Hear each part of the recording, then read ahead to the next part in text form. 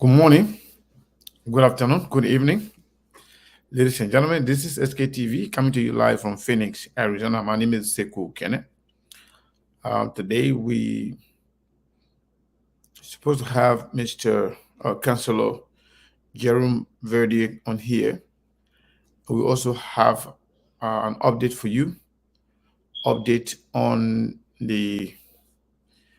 um, the fake nursing diploma scheme. So we will give you an update on that, and we will also have Councillor Jerome Verdi here covering a lot of legal issues as far as Liberia is concerned and beyond. When we are faced with issues or challenges, we reach out to legal minds to come in, help us navigate our way through. But in the meantime, we're going to be playing the latest press conference as it relates to the fake nursing document issues. So watch it. While we watch that, we share the show and we await the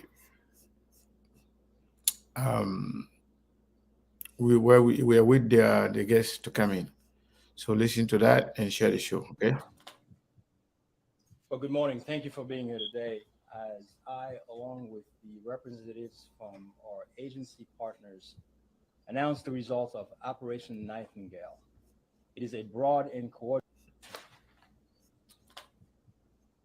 Well, good morning. Thank you for being here today. As I, along with the representatives from our agency partners, announce the results of Operation Nightingale.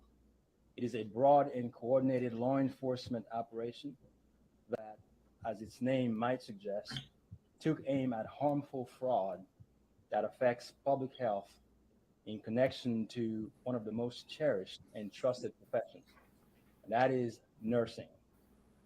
Our healthcare professionals play an important role in our public health system.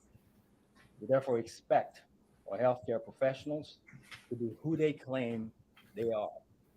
Specifically, when we talk about a nurse's education and credentials, shortcut is not a word we want to use.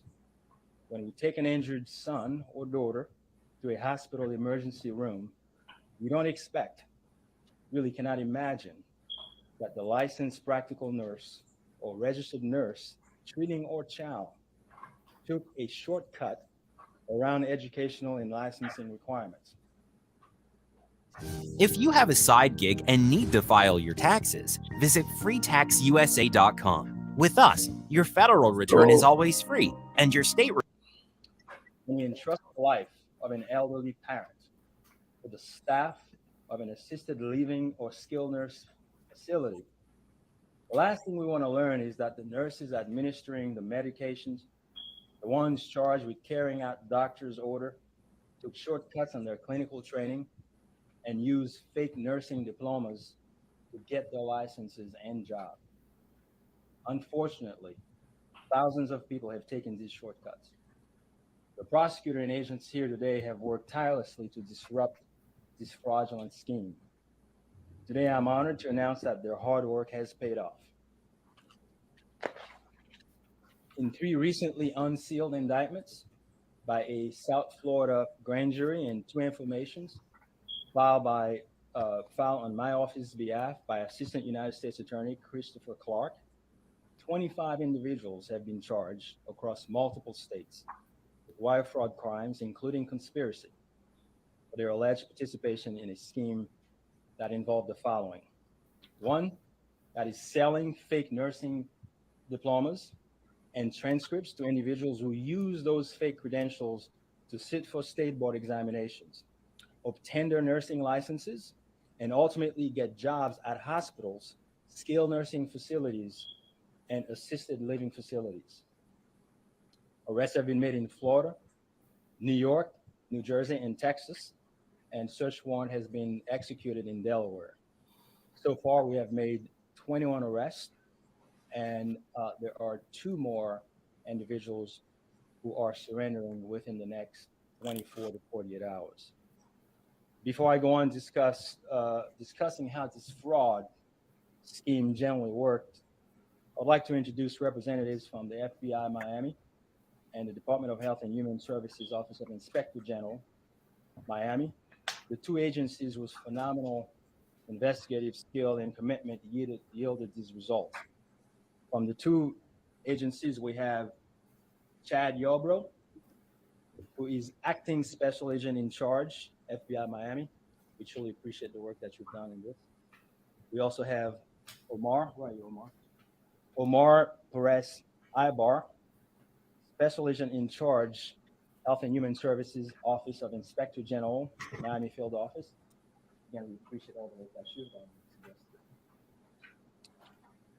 You will hear briefly from the special agents in charge shortly. Of course, I want to, of course, introduce Chris Clark, whom I've worked with for many, many years, who was in charge of this investigation from the office. As you can imagine, an investigation of this magnitude required the contribution and collaboration of multiple law enforcement agencies. We therefore receive invaluable assistance from other agencies whose representatives also join us here today. It is my pleasure to also recognize Eric Weindorf, Acting Deputy Special Agent in Charge, Homeland Security Investigations, HSI, and Gregory Kitsos, Resident Agent in Charge, Department of Veterans Affairs, Office of Inspector General, and two representatives from the U.S. Postal Inspection Service, Miami Region, Juan A. Vargas, Acting Inspector in Charge, and David Arias, Acting Assistant Inspector in Charge. I want to briefly speak with you a little bit about the scheme itself. We obviously will make the charging documents available to you, but the indictments were unsealed last night. Let me give you a brief summary of what you will learn. The defendants who were charged in indictments and information generally fall into two categories. The first category, basically, the defendants include owners, operators, and employees of 3 formally approved and accredited South Florida nursing schools. The schools are Siena College in Broward County, Florida, Palm Beach Nursing School in Palm Beach County, and Sacred Heart Nursing School in Broward County. According to the charging documents, the defendants in the first category, that is the schools, they prepared and sold fake nursing school diplomas and transcripts to nursing candidates, knowing that the candidates would use those false documents to, 1, sit for nursing board examinations, secure nursing licenses, and 3, ultimately obtain nursing jobs in medical facilities, not only in Florida, but elsewhere across the country. Obviously, the schools weren't doing this for free, right? On average, these defendants charged about $15,000 for a fake nursing degree diploma and school transcript. And the documents falsely represented that the candidates had completed all the hands-on clinical training and coursework required to become registered nurses or licensed nurse practitioners. The fact of the matter, though, is the nursing candidates had done no work for these diplomas. So think of first the schools, right, as the first category of co-conspirators. Now, you needed a different group of folks to actually bring folks to those schools.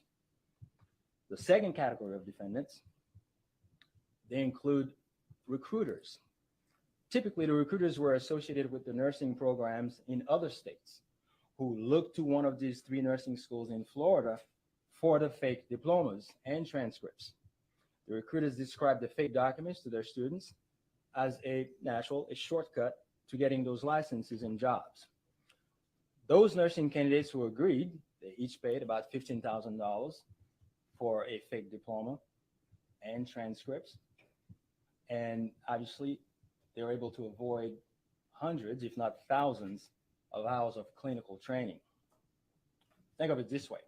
In order for you to become a nurse when you go to school, there are a couple of things you got to do, right? You have to take the coursework. Separate from the coursework, you have to do the clinical part, right? Where you spent countless hours actually getting that experience. These people didn't go through that. That part was completely skipped by getting the fake diplomas. In terms of the numbers, this was truly large scale.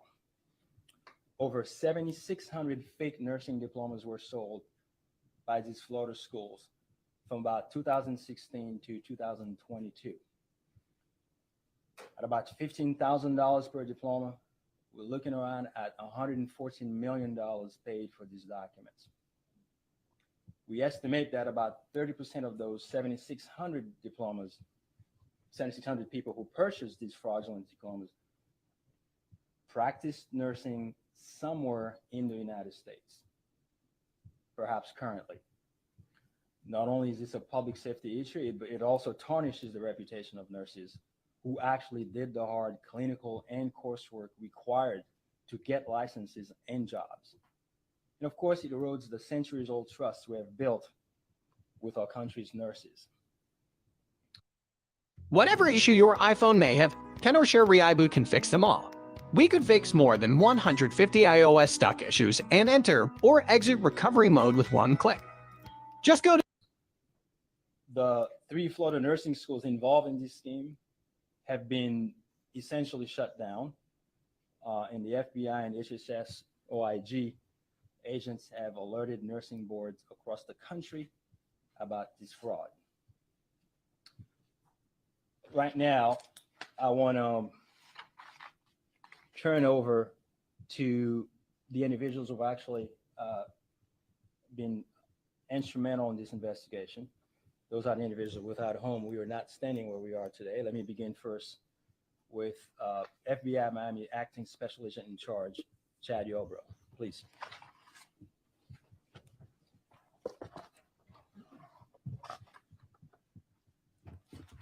Good afternoon. My name is Chad Yarbrough. I'm the Acting Special Agent in Charge here for the Miami FBI Field Office.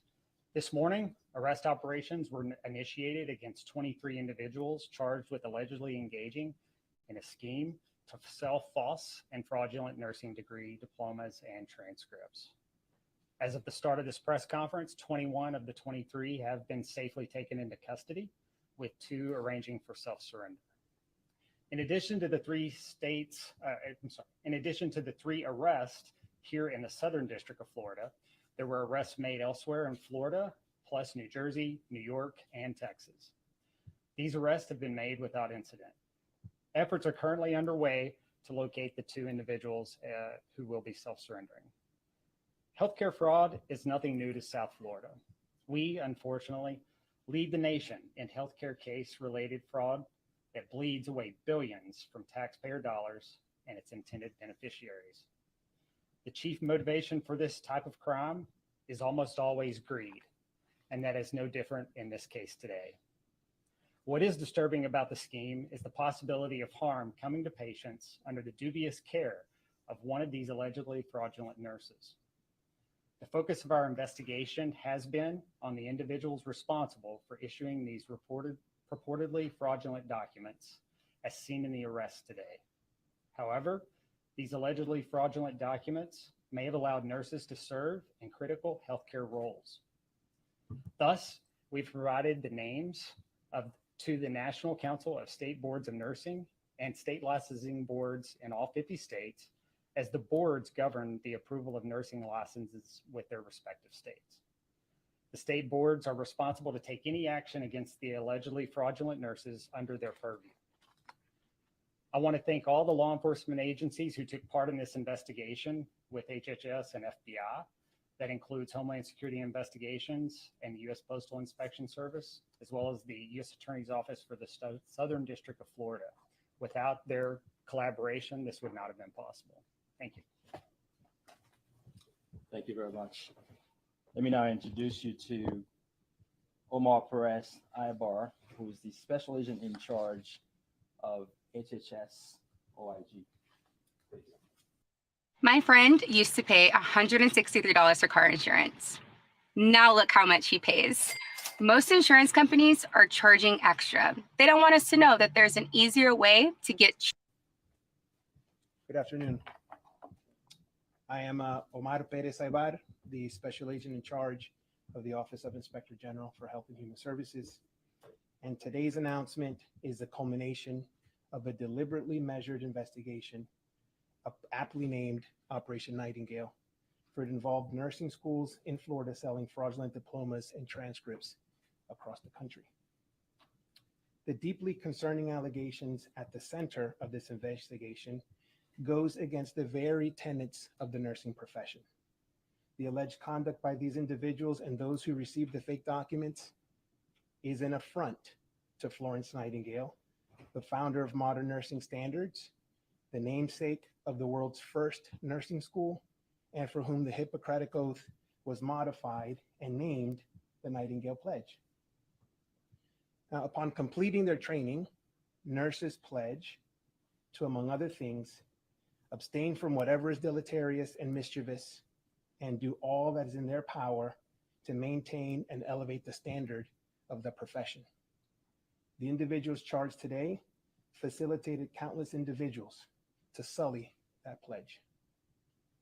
Naturally, investigating a scheme involving fake nursing diplomas and transcripts is at the heart of our agency's mission to protect the health and well-being of the American public, especially children and the elderly who benefit from HHS programs, including Medicare and Medicaid. It is true that in this case, we identified several types of healthcare facilities where some of the individuals with these fake documents may be providing services. I want to assure you now that to date, we have not learned of nor uncovered any evidence of patient harm stemming from these individuals potentially providing services to patients. Now, that potential harm to patients is precisely why we've been working with the state licensing boards from the onset of this investigation, sharing as much as we can, as fast as we can, so that they can assess what actions to take to prevent these individuals from rendering care. We encourage anyone with any concerns to contact their state's licensing boards or their healthcare provider. Finally, I want to commend the women and men in the law enforcement agencies represented on this stage. While the work on this case is extremely challenging, your passion and dedication to safeguard the public was evident. And on behalf of Ms. Nightingale, I applaud your efforts to protect patients and the integrity of the honorable nursing profession. Many thanks, Special Agent Ibar. Again, I cannot thank you folks enough for all the work that you've done. This investigation, frankly, given the time spent it had taken to actually get to where we are, was done quite efficiently. This is all I have. If folks have any questions, please.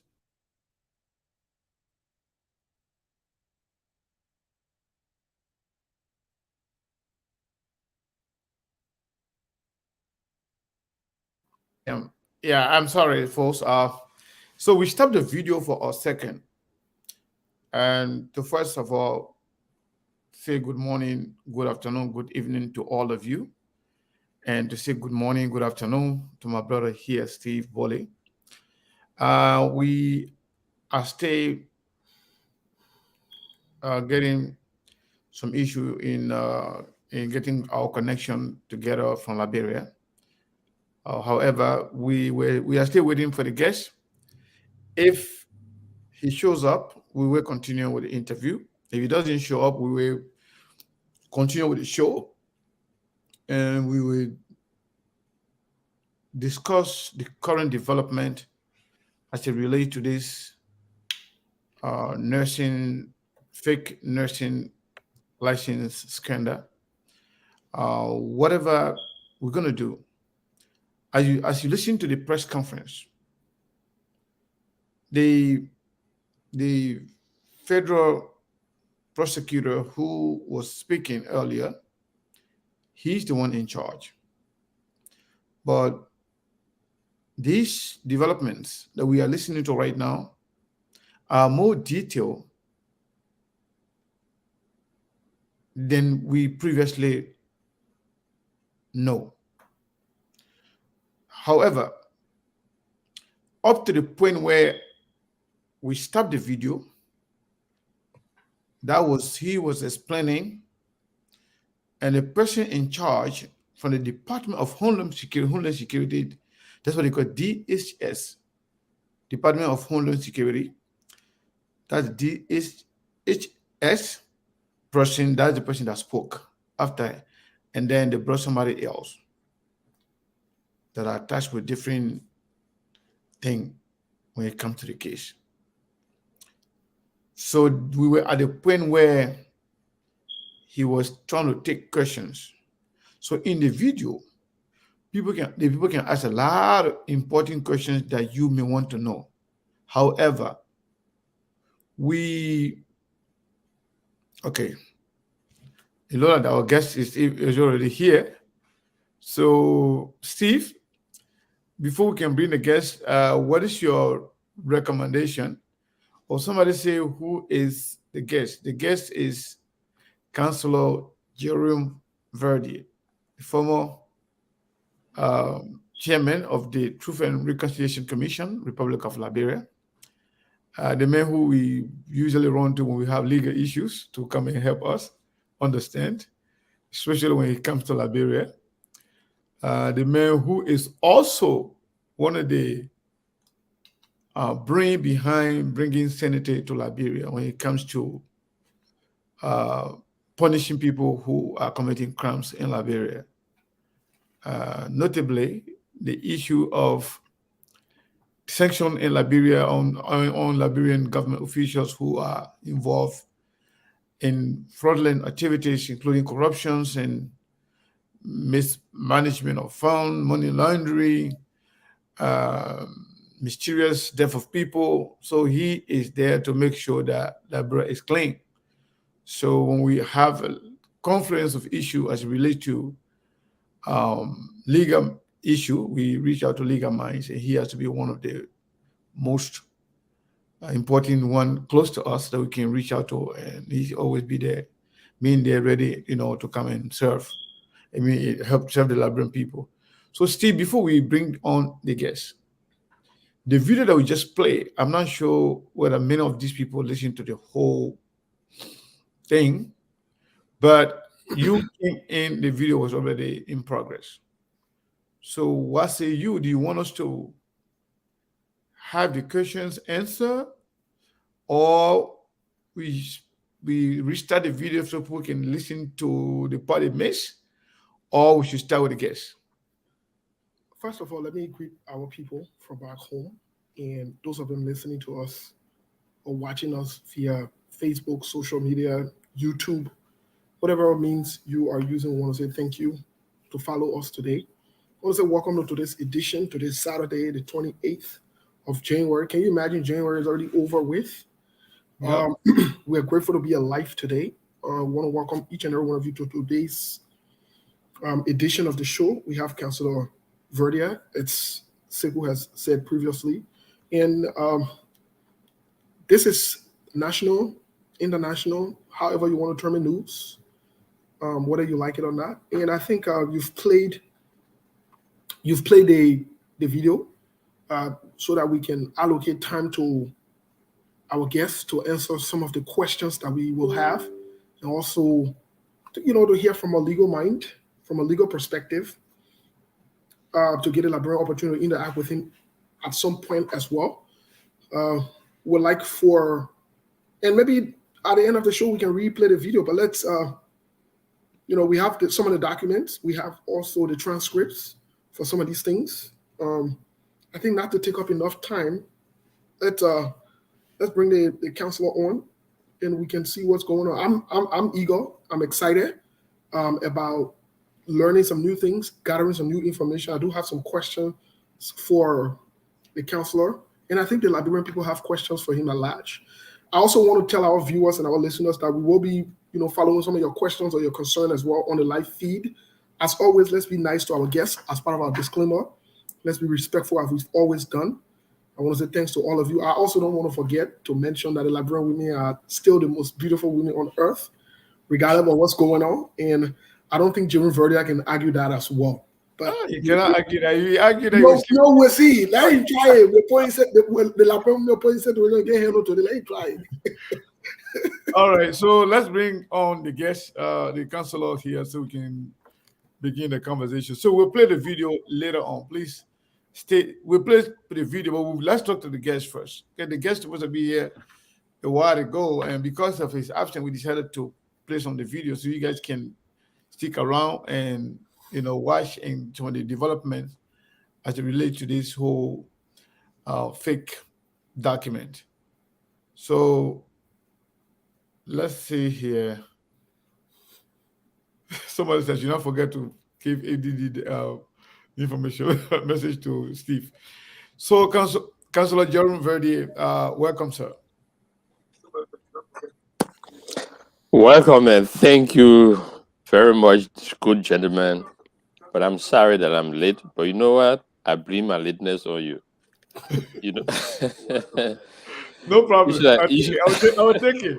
You should have reminded me, and Yeah, but I'll called you like earlier today, but you were not available. You probably were not available. I was sleeping. I noticed I stayed that. up until 5 this morning. I just want to be at 5 o'clock. That's okay. So I forgot. But thank God we still managed to come, and I agree with you guys. It's my wife who woke me up and reminded me, say, look, you're supposed to be on the show. Look at the time. Okay. So you see, Liberian women are the most beautiful women in the world. You see? But then now you're trouble. Steve, now you got a partner. Yeah. She was very, very good to have reminded me and woke me up, and then I started rushing to get here. So you want to carry your stuff up a little bit, so you can't be looking like me. I'm taller than you. I'm a short man like me. It can't be looking like I'm taller than you. Oh no! God forbid. Okay, I think we should be good. Yeah. Okay. Yeah, it's good. So Councillor Verdi, once again, I want to say thank you for coming again on SKTV. We always reach out to you, and you have been very kind to us. You are almost always available to talk to us and talk to the Liberian people. So I want to give you time to, those that don't know you, just to briefly tell them who is Councillor Jerome Verdi, as always, if you don't mind. Well, you put me in the spot, but you did a very elaborate introduction before I came. And okay, I try. I'm a son of the soil, and I'm a lawyer and an advocate for social justice and peace. And corruption takes away our peace. Impunity extracts from our quest for justice. So those things that are against the peace and the development of our country, I'm against them. I fight for them. So, and that's where we are. Unfortunately, in all my advocacy, Steve knows, from Doe to Taylor, then Erling, and where we are now, what we are experiencing is a challenge in the 21st century. The 21st century. Different from what we used to see. The brutality is back. The rampant corruption that was used in 1980 is back. Liberian people at that time, they didn't know what rampant corruption is. But it's been well defined now in our country. And we are fighting all of that. But Liberian people should know and be assured that at the end of the day, we have a better Liberia. The new Liberia is on the verge. The dawn of a new day is about to happen in Liberia.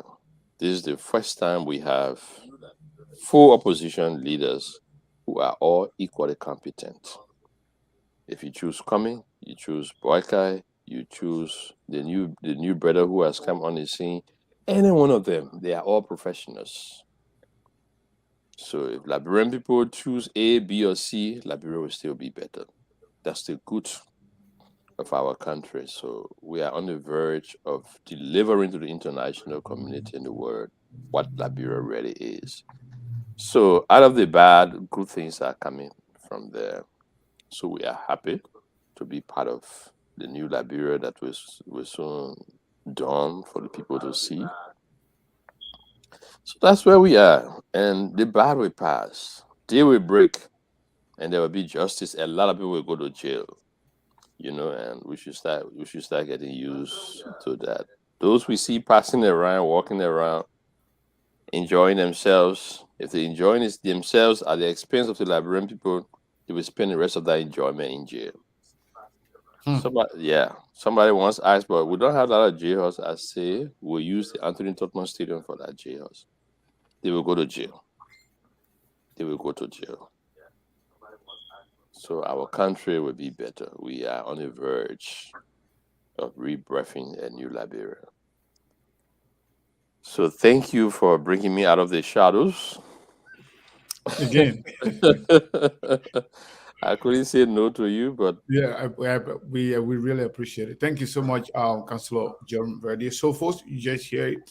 If you just joining us, this is SKTV coming to you live from Phoenix, Arizona. My name is Sekou Kene. My colleague is Steve Boley, aka Moses Moses. With us today is Cllr Jerome Verdier, the former chairman of the Truth and Reconciliation Commission's Republic of Liberia, who is a seasoned lawyer that's always here available to us to help us navigate our way through the legal processes. So, Cllr Verdier, many people are eager to know what is going on with this whole sanction business in Liberia. The last time, there were 3 individuals, high-profile individuals from the Liberian government that were sanctioned, and eventually they resigned. But we are still saying McGill perambulating the country under the auspices of trying to be senator. However, before we dive into that conversation, I wanted to pick your brain. I'm not sure whether you have been following the current trend of events, especially as relate to one of our Liberian brothers, Stephen Witherspoon, who you know. I don't know whether you've been following it. What is your take, if at all you have an idea? What is your take? How big is this from the legal standpoint? Before I answer, why is Steve called Mosey? That because of his hair? Yeah, in Liberia, we can call it Mosey, right? Yeah. Maybe, I don't know. I think it's a pen name. Yeah. Back then, we used to call it pseudonyms. I think it's a pseudonym. I'm not sure what it is. Yeah, I think it's because of the hair. I'll tell you why. But the sanctions are still on. In the last statement from a U.S. official, they clarified that out of those who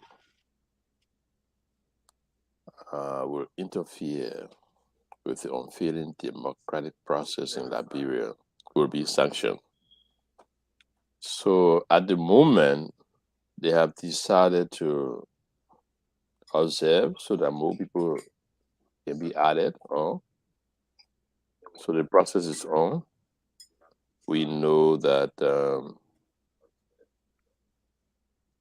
a long list of Liberians who are influencing the political process negatively and resisting the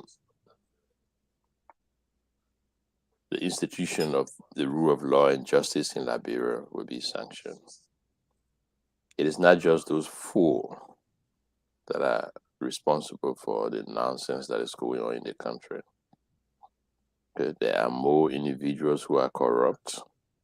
There are more individuals who are committing human rights violations and crimes against humanity in Liberia. And there are more individuals, especially now, who will be working against the democratic process. Forget about Maggie. Let him Let him enjoy himself. He still have a lot of stolen money. Let the people eat some. But I'm convinced he will not take part in the elections. Okay, we wrote the elections commission and put them on notice that if any of these individuals who you know are on sanctions make application to participate in the elections, let us know. We will object to them. We sent that communication to the elections commission already. So in February, we will be clear and coming up with a full list of individuals who we think should no longer be in our public square because of their attitude and do not deserve to take part in elections. Don't be surprised if Mr. Weir name is even on our list. You know, we want to usher in a new Liberia. Yeah. So we will write the elections commission and tell them these individuals, when they apply to participate in the elections, let us know. We will object to them because, you know, our public officials are not progressive. The elections commission will tell you there is no law, but we will show the elections commission which law that forbids criminal elements from taking part in our electoral process. So we have written them already.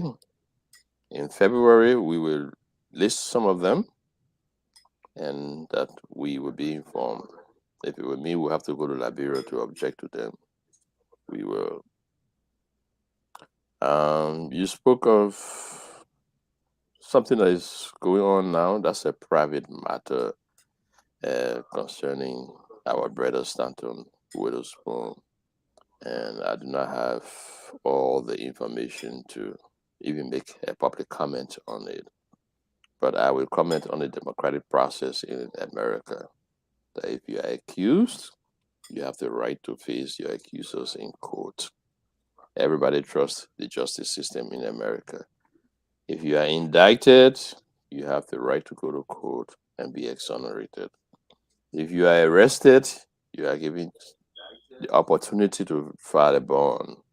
Most of the causes in America are bailable. So you come out of jail and you work with your lawyer and prepare your defense.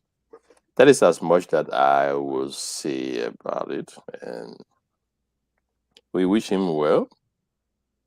We are confident justice will prevail for him, for the people of America. Justice will still prevail. We are confident. So thank you. Well, that was short and sweet, but loaded.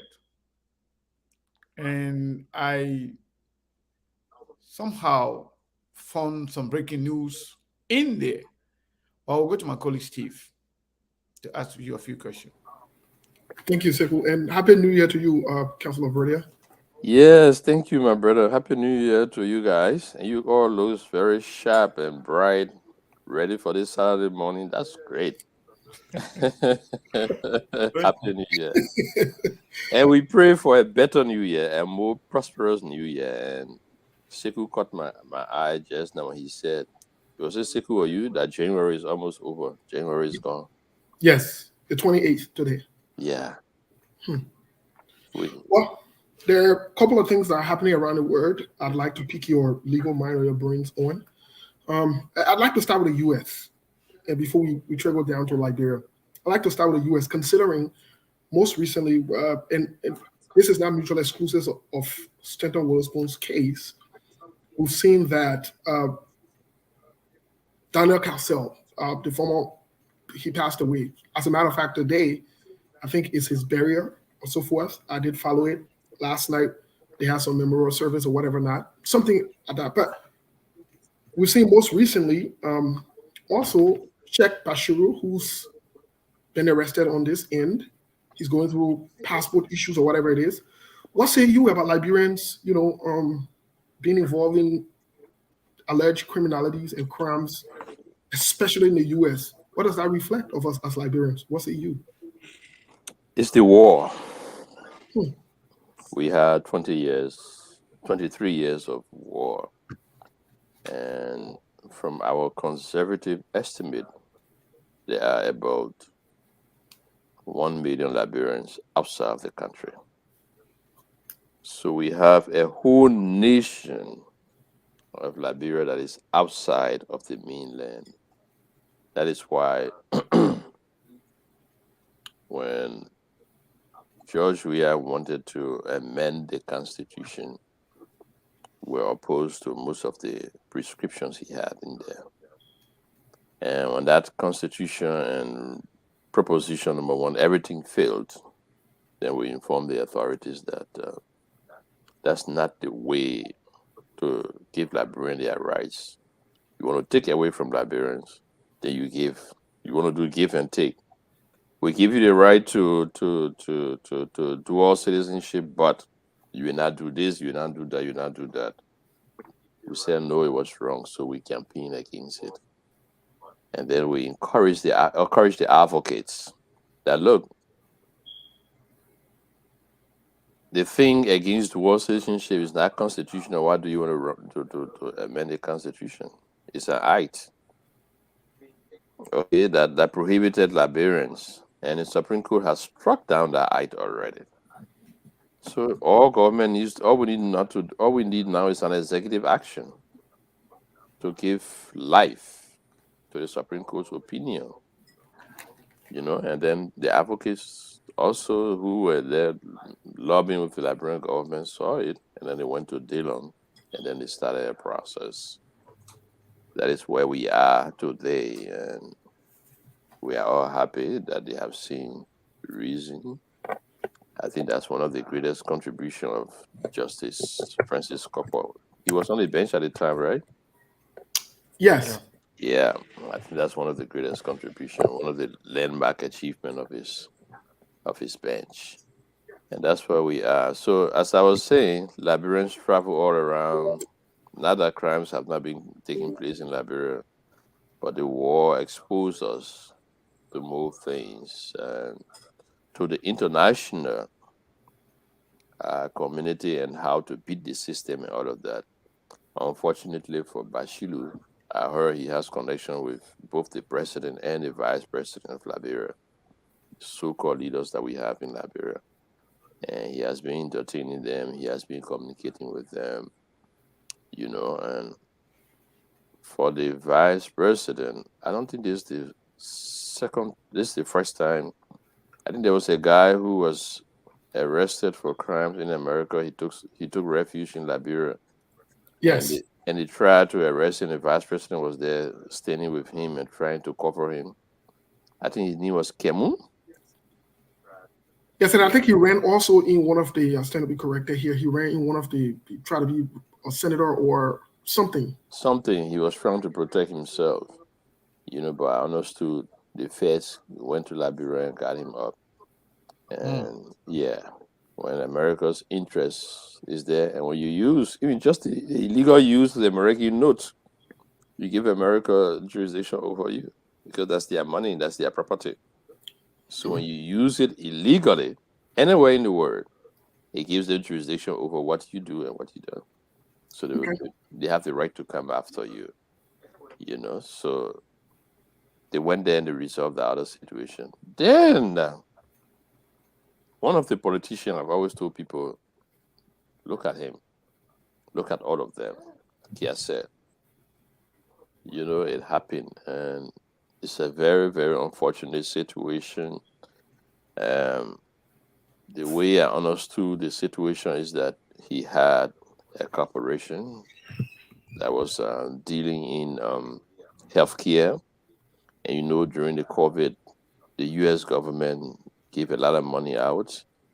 I think they are trying to recover almost $1 billion of the COVID money that went into a lot of hands, and people in his establishment were the one who were managing while he was busy preparing himself for politics in Liberia, and so he may not have known all that was happening, but there is something they call corporate responsibility.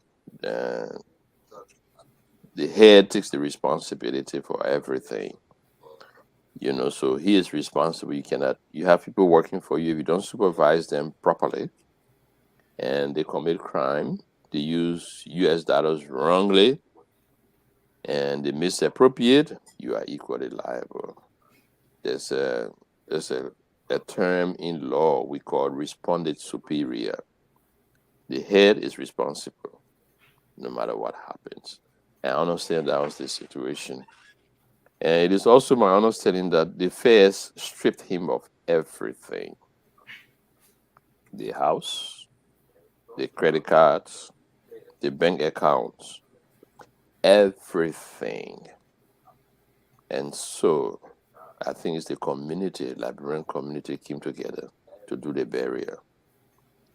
The wife wasn't even able to make a move. We initially heard that she too was under restrictions, and maybe they released her to bury her husband. And if I may opine in what happened, I think the brother took his own life. I think the brother took it. I think it was just too overwhelming. It was just too much, But I've heard cases of suicide, and there are two things I'll say about it.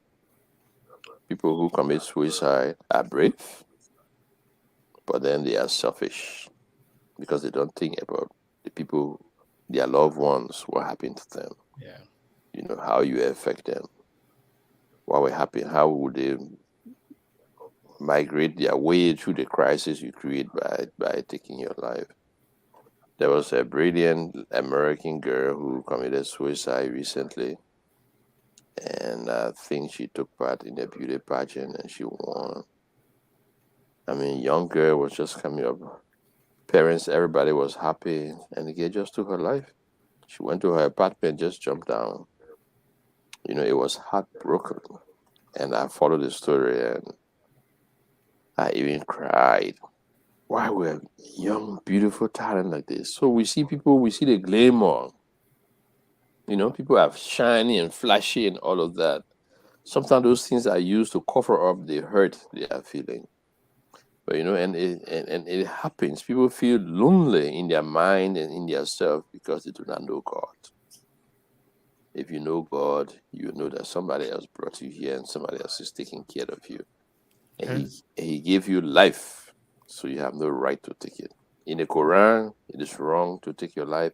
In the Bible, it is wrong to take your life. You didn't create life, and so you shouldn't take another life. You shouldn't destroy life that is your own. Yes, so that's the situation. And then, Bashiru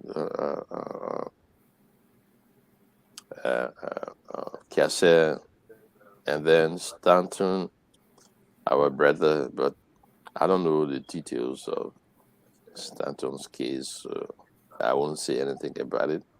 I will just say I have confidence in the American judicial process. If you are accused or you are indicted, you have the right, the recourse to lawyer and a fair and open trial. Okay. Thank you. Thank you. Well, we'll stick with this conversation here because, and I would have to agree with you that you can't speak to the facts, considering maybe you don't have the documentations or so forth. But let me ask you some general question as a legal practitioner or having a legal mind. Let me ask you some general questions here. Let me use the word the common Liberian man or the common Liberian woman or my old man all the way in the village that listening to us. What would you say a grand jury is? What does that mean? If you look in the Liberian Constitution, and it is in the American Constitution, I will show, you are supposed to be tried by your peers, people who think like you, people who live like you, people who act like you, and that's the jury. So when you go to court, they get 15 persons from the community where you live as the jury to listen to your side and to listen to the government side. And then they wait for the judge to tell them, say, look, this is the law, this is the law, this is the law. And you have heard what the man said, you heard what the government said. What do you think? Are they guilty or not? But before we get in court with the jury, there is the grand jury. The grand jury comprises people who you will not see, people who will not come to court, people who are brought together from the community also. They could be professionals, depending on the different issues that are involved. They could be former legal practitioners, but they are empaneled, they are brought together to consider the original government charges. And the government, to be fair, the government takes all their findings to the grand jury. See, this is investigator FBI, or this is the investigator from Cape Mount. This is the investigator from Grand Judah. This is the investigator from Monserrado County. This is what all they have said. I'm the prosecutor. I'm the head of them. He has brought everything to me. I want you to look at it too. All of you, some of you retired, some of you professional people, look at it. I think that we have a good grounds to go on to indict these people. One man doesn't draw up an indictment. So they say, okay. So all the investigators come, the Ministry of Justice people come, and then they sit before the grand jury. And then everybody say what all they went through in investigating the matter. Those are things you will not even hear in court. Everybody will say what they have. When I went to the man's house, in fact, the man was judging me, but I checked in his house, I saw some documents. Here are the documents that I saw in his house. And then I spoke to one of his friends who will be a witness. I spoke to one of the people who was in the very scheme. That person will be our witness, and they bring that person before the grand jury. The person say, oh, yes, when me and Stanton was working together, he approached me, he told me, say, I should join this scheme. And I participated 1 or 2 times. Or, yes, I the one who went to Stanton and introduced the whole thing to him. And first he was resisting, and then later on, he agreed to join me. And so we've been doing it for the past 12 or 6 years. So the grand jury is the first people who see all of the facts, the evidence, and they hear from the witnesses and the prosecutor. Then the prosecutors tell the grand jury, okay, after we heard all of these things, we drew up the indictment. So here's the indictment. We will charge them with so and so, with 15 counts of fraud under the law. Those are people who look at the facts very closely and relate it to the law. It's different from the petty jury, we call it the jury that will be in court. For them, they don't have no prior briefing. They will hear everything in the court for the first time. They are supposed to. That's why when you hear people talking about change of venue, they say they do not want to prejudice their client's interest because the jurors are right there from the community. And the case have been oversimplified. Everybody have heard it and all of that. That is why the lawyer will advise you not to comment on your matter that is in court until you go to court. Because the jury will hear you. And if you could oversimplify, or the potential juror will make up his mind and say this man is guilty just by hearing him on TV. He's guilty. So if he is elected, then I already made up my mind before I went to court. So that's how it happens. So, Councilor Verdi, let me put you on record on something really quick here. If you were sent the actual indictment copy, do you mind finding time sometime next week or whatever, so that we can discuss the indictment in its totality? Because it's one thing to say you don't want to comment on it, but it's another thing to have the documentations made available to you. We can make it available to you. Is that something you want to commit to? Because it seemed like to who benefit? To the benefit of the public. Considering we've talked about other people who've been indicted. For example, people who check or let's say Nathaniel McGill or other people. No, let's talk about Sheck and Kiaser. So you don't want to talk about Stanton? No, listen. Let's talk about Sheck and Kiaser. I comment about them while their investigation or their processes were going on. Not necessarily, but I'm asking you, would you be open to having the documents made available to you so that we can discuss? Oh, of course. If you send it to my email, most definitely. yes, I will look at it. I'm convinced it's going to be a very bulky document considering the number of people who are involved. But if you send it to and if you look through it, take the one that released to Stanton, right, and then you say, I'm not interested in the other people, right. Okay, and you will see a very bulky document and relating to state, one for this state, one for the Florida and the New Jersey connection, another one for this place and that place. So let me ask you a general question before I turn over to Sekou. Let me ask you a general question that has two parts. Here is the first part of this general question. Is it possible to have the grand jury indict someone, find them guilty, and then also the state come up with charges? Because at this point, it's still at the federal level, from what I've read so far. Is it possible that the state would also come up with charges as well? Is that a possibility in the legal system? all the indictments are drawn up by the grand jury. The grand jury say yes, and then you do indictment. The grand jury finish with their part. Then they approve the indictment, they give it to the prosecutor. Mm-hmm. Then the prosecutor moves from there and go to the court. Then the court empanel the petty jury. All of you guys in your states, at one point in time, they will call you for jury duty. Mm-hmm. They send letters out, different people, ordinary people. So in the case of Stanton, for example, when a petty jury is empaneled, it will be people from the very community where he lives. Okay. People who are ordinary teachers, people who are nurses, people who are journalists, people who are students, people who are cab drivers, ordinary people, so that you can, so they can have a jury that will try of your peers, people who are just like you.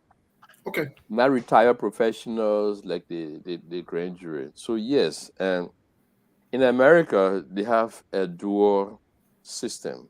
Okay, great. Thank you. Thank you for The that. local, the state, Okay. and then the federal. So Thank whenever you. oh, okay. So whenever you hear federal, it means that the charges go beyond one state. It involves multiple states or more than one state. If it's just your state, then they allow the state to take care. But if it involves Philadelphia and New Jersey, that's federal crime. Yeah, I think Steve's line is kind of frozen. But yes, Yeah. Councilor Verdier, thank you very much for responding to our call. So, folks, if you're just joining on, this is SKTV, as always. With us today is Councilor Jerome Verdier, the former chairman for the Liberian Truth and Reconciliation Commission. He's here to help all enlighten our minds on a lot of legal issues confronting us as people. And those of us who are not legal practitioners, to to answer some of our funny questions, some of the questions we think. Yeah. So yes, Councilor Verdi, in answering to my previous question, you made mention of McGill might not run for the position he's aspiring for, and you said you went further to say President Weah could be on our list.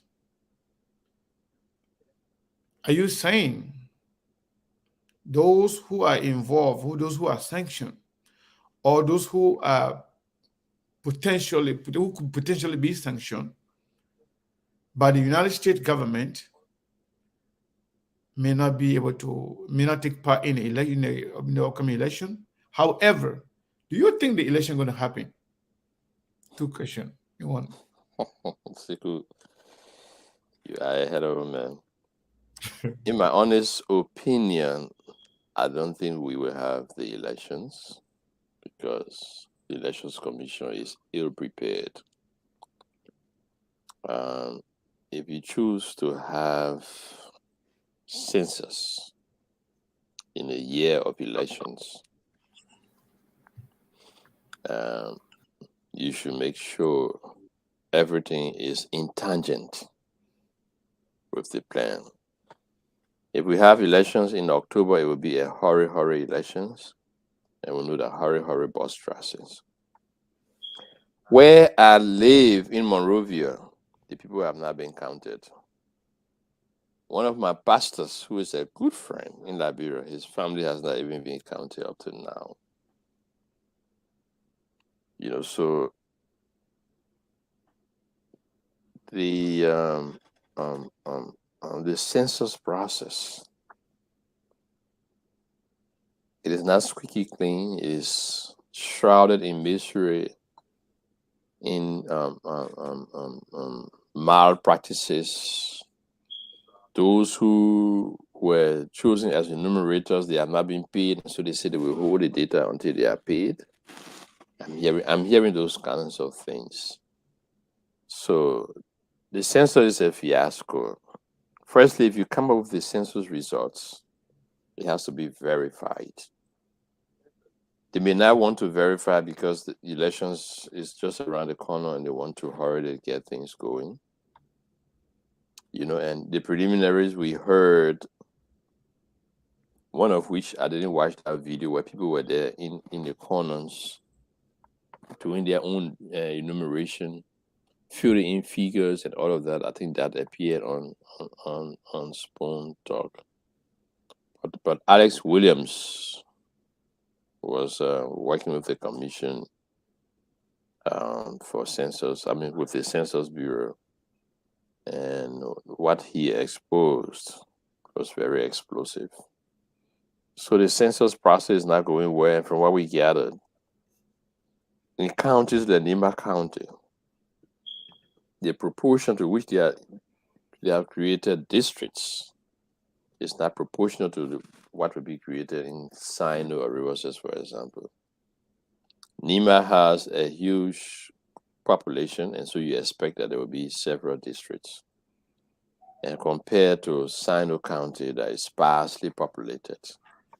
And I came up with that scenario. I'm sure you guys have been involved. So you have the counties and the breakdown and all of that, but I didn't focus on all of those particular things. So because of that, I think to have a free and fair elections, it will only make good sense if the elections are delayed or postponed. Nobody wants to hear that, but there are things that are going on. Elections are not rigged on the day of elections. Long before the elections, that's when the stealing of the elections start. Long before elections. So by the time it comes to the public, everything has been put in place. Okay, some things I will not say now, what I know, but I will write the government to let them know how the election is being rigged. And so they should take care to make sure it doesn't happen. Individuals in the Elections Commission who are bent on rigging the elections were exposed sometime before in their communication we released to Liberia, and not much has been done. Mr. Weah is determined, and some commissioners are saying that their mission on that commission is to make sure he is a second-term president. All of that was one time exposed, and we will expose that again. We write the government of Liberia and the legislature and all of that. So there's a concerted plan to steal the elections from Mr. Weah. And coming towards elections, there will be more sanctions. All of those who will be exposed for trying to work along with him to steal the elections, I'm sure they may be sanctioned. So we haven't prepared much for the elections, and hurry with bus prices. And we Okay, have so let me just follow up on the same issue. I don't know if you're going back to that with regards to you said, let's assume that election is held, that say President Weah, maybe President Weah himself could make it to the list of people that may not run. How possible is that? Who can stop them? Well, I'm just an advocate. Okay. I may have sensationalized it, but I'm saying that all of those who are very bad for our country, to the extent there will be sanctions, they're not supposed to be in the public space. If you go back to the TRC report, we recommended certain people who should not take part in elections in Liberia, but they still participated, right? Including Madam Ellen Johnson Sirleaf. So Liberia decided not to follow the norms of elementary human decency, that if you are a criminal or you have criminal tendencies, if you are not setting a good example for the people to follow, then there's no need for you to be their leaders. It's on that premise I was talking. You know, that people who have bad public character, bad record, should we present them as standards of the Liberian society? Somebody will say, oh, they have to go to court first and all of that. That's true. But we will do our part and say, look, X, Y, Z is not good, and we don't think they should be involved in elections. Whatever the Liberian state does, that's on their own. And before that time, we will see whether Mr. Weah will do things that will be so so sensitive, that will incense the conscience of Liberian people to the extent that people will say, "We'll not vote for him." You know, so, and when we come up, it will be part of the campaign thing to know whether this person is good enough or not. So that's why I'm saying maybe Mr. Weah will make our list based upon our investigation, our findings, and what we released. You know, I don't think you want to vote for a murderer. I don't think you want a murderer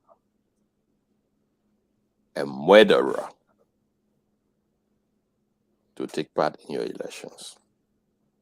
All these killings that have gone on, Mr. Weah has no comment about them, from the auditors to the 3 missing boys.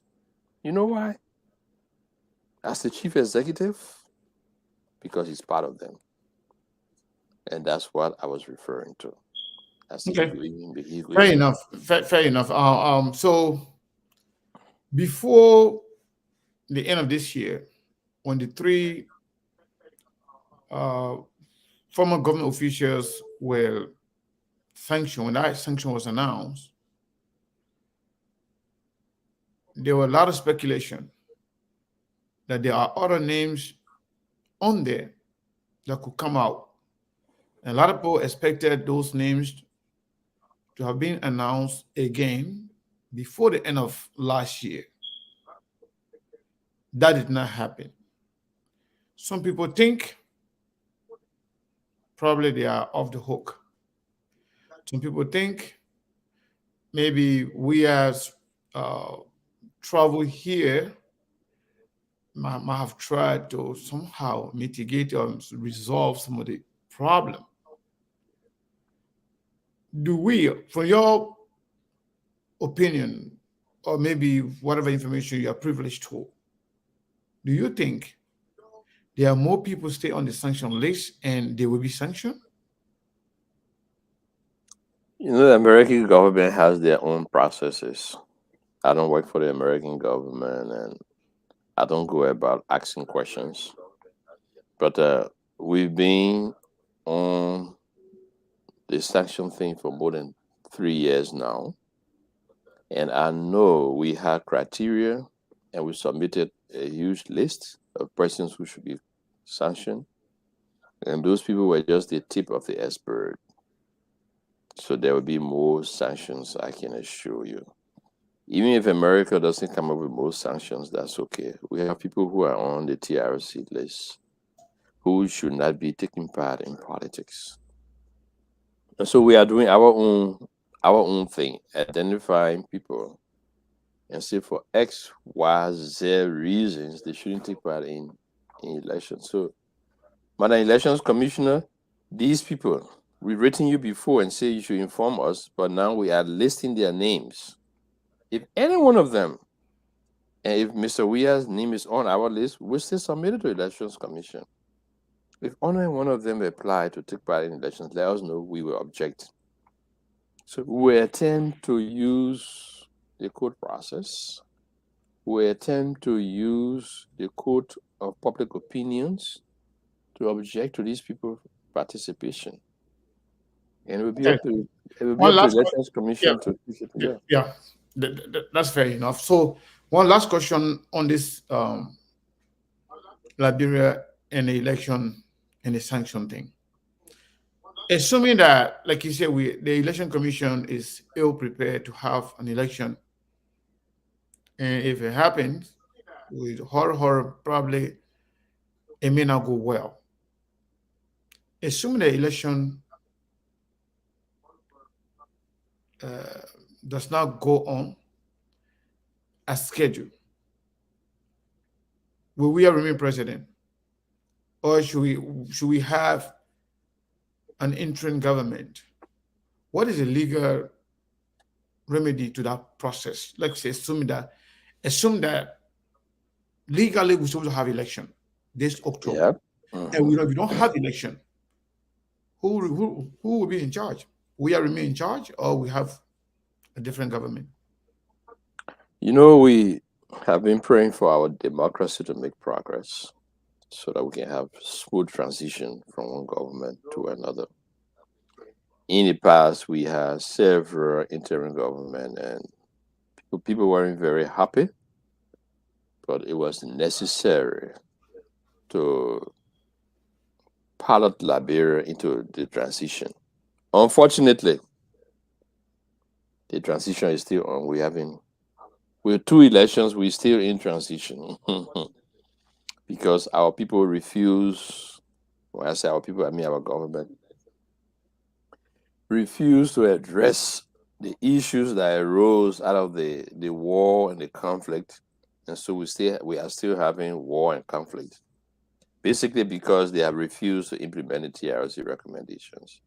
So they haven't helped the transition process. So we are still caught up in transition, and now we are about to have elections that will test the process.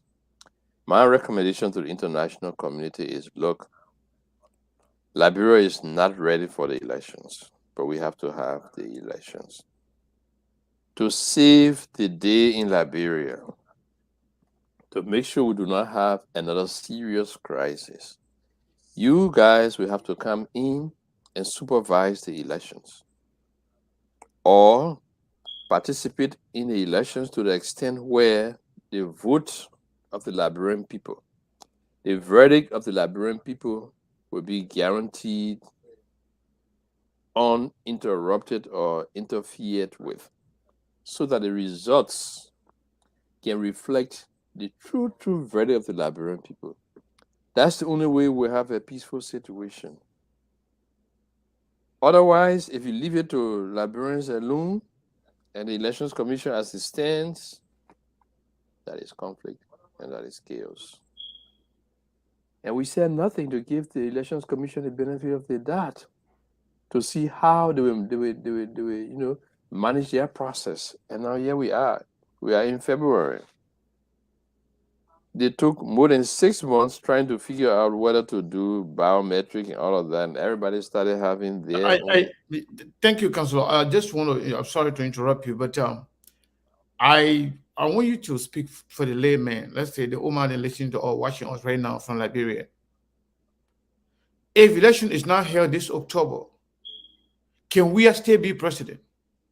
I was laying the foundation. Legally, okay. Oh, you have not concluded. No, I was laying the foundation to the point where I would tell you, if the people in the legislature and the president and the vice president, they are there by what? The authority of the Liberian people. They have a mandate from the Liberian people.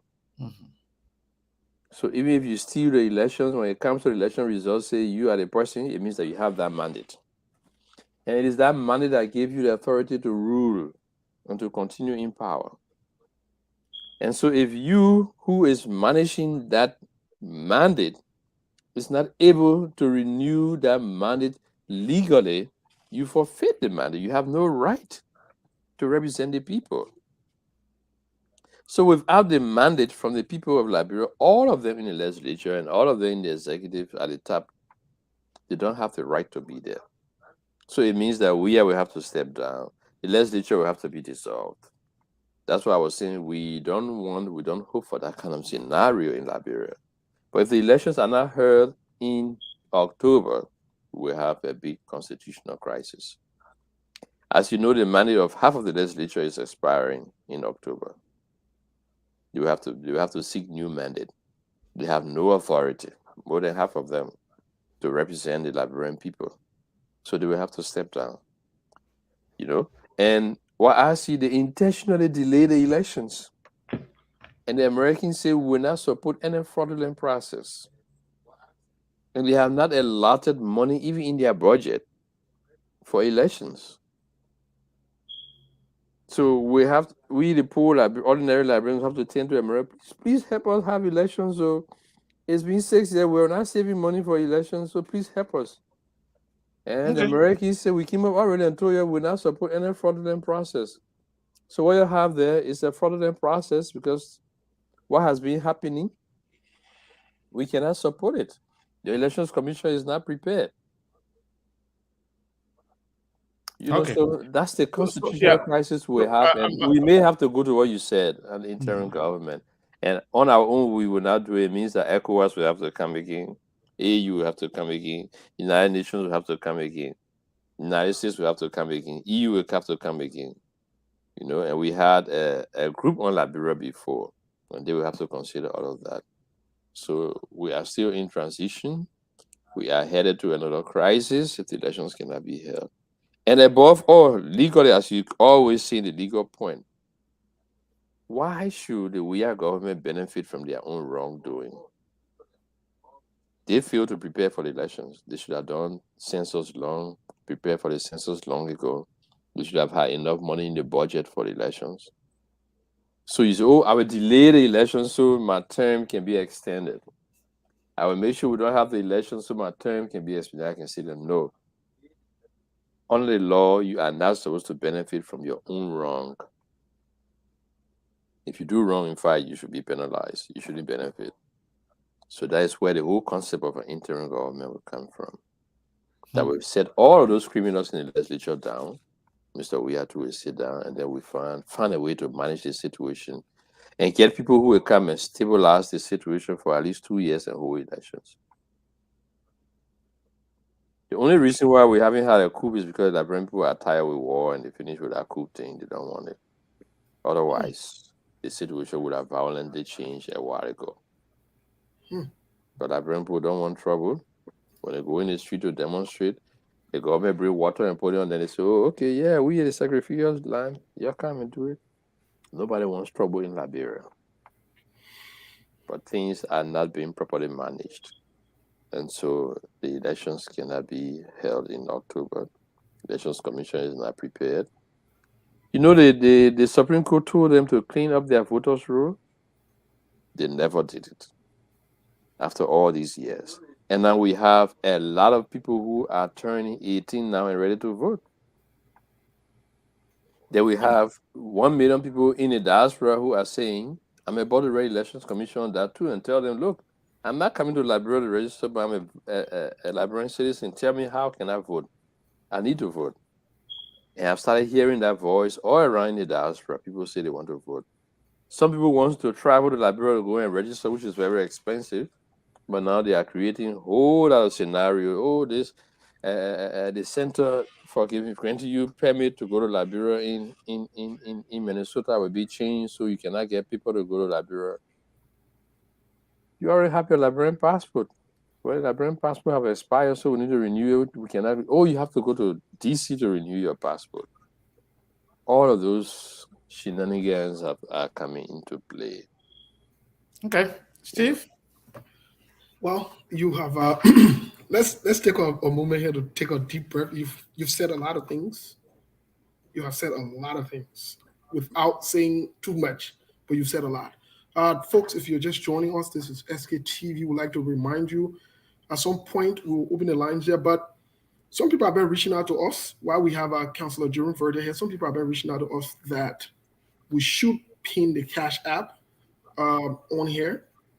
There have been a lot of calls or text messages or so forth. So we have pinned the Cash App. I'm not even sure. I'm pinning on the screen there. They want to send money to me? And yeah, remember now, key word is wire transferred. So Steve, Joseph Conto sent $20. Yeah, so we'll get to the nitty gritty here of this situation or some of the things going on in Liberia, because I do have some constitutional questions for Councillor Jerome Verdier. But just before I left the show, before I got booted up here by my internet system, I was going to ask you a question based on the open indictment that's received from the grand jury, or however else you want to term it, which is in the public. The last session, I wanted to read that session, and I want to ask you this pointed question so the Liberian people can understand. Before you ask, that's the same issue you are talking your internet way off. Yeah. Yeah, we're talking. Oh, really? Yes. So, Okay. So don't be surprised your internet goes off again. if it does, I know, right? They were attacking again. But anyway, let me read this to you really quick and to the public here. At the very last page here, this is what it states. Upon conviction of a violation or conspiracy to commit crime of Title 18 United States Code Section 1343, as alleged in this indictment, the defendant shall forfeit to the United States any property, real or personal, which constitutes or is derived from the traceable to such offense pursuant Title 18 United States Code Section 98(1). Here is my question to you. Does this mean that when and if Stanton Witherspoon is found guilty, all of his assets in and out of America, whether in Liberia, wherever it is, will be confiscated? Is that what they're saying? Or what else are they saying? Am I missing something? I just spoke about Cllr. I told Yes, you sir. everything was stripped of him, Mm-hmm. including credit cards, bank accounts, his house, and all of that. And I want to go to Liberia to tell you, in the case of those criminals who are in Liberia, they will go to jail. I said it, and I can assure you, everything will be stripped away from them. It is called the fruits of the crime, evidence of you benefiting from your own crime that you committed. Okay? They will be stripped. And already in the international sector, there have been investigations going on to recover stolen wealth from Liberia. And a lot have been recovered. A lot have been revealed about the extent of the wealth, where they are, and all of that. It's just that we haven't had a credible government to lay claims on all of those money. Because the first thing the international community will ask you, what will you do with those money? You don't want to circulate the fruit of the crime. Okay, what will you do with it? If we give it to you, government of Liberia, what will you do? And with the way we are corrupt, it's going to channel itself back into the system. And then again, we have to start looking for the money. So that is why you see all that money from Doe time to Taylor time have been stuck out there. You know, we're approached before. Now look, can you identify a very serious candidate in these elections that we can approach and make them to make a commitment that if they win the elections, all this money will be brought back for the use of the Liberian people? And I say, I'm not involved with any of the politicians who are taking part in elections, so I cannot join them to make such a commitment.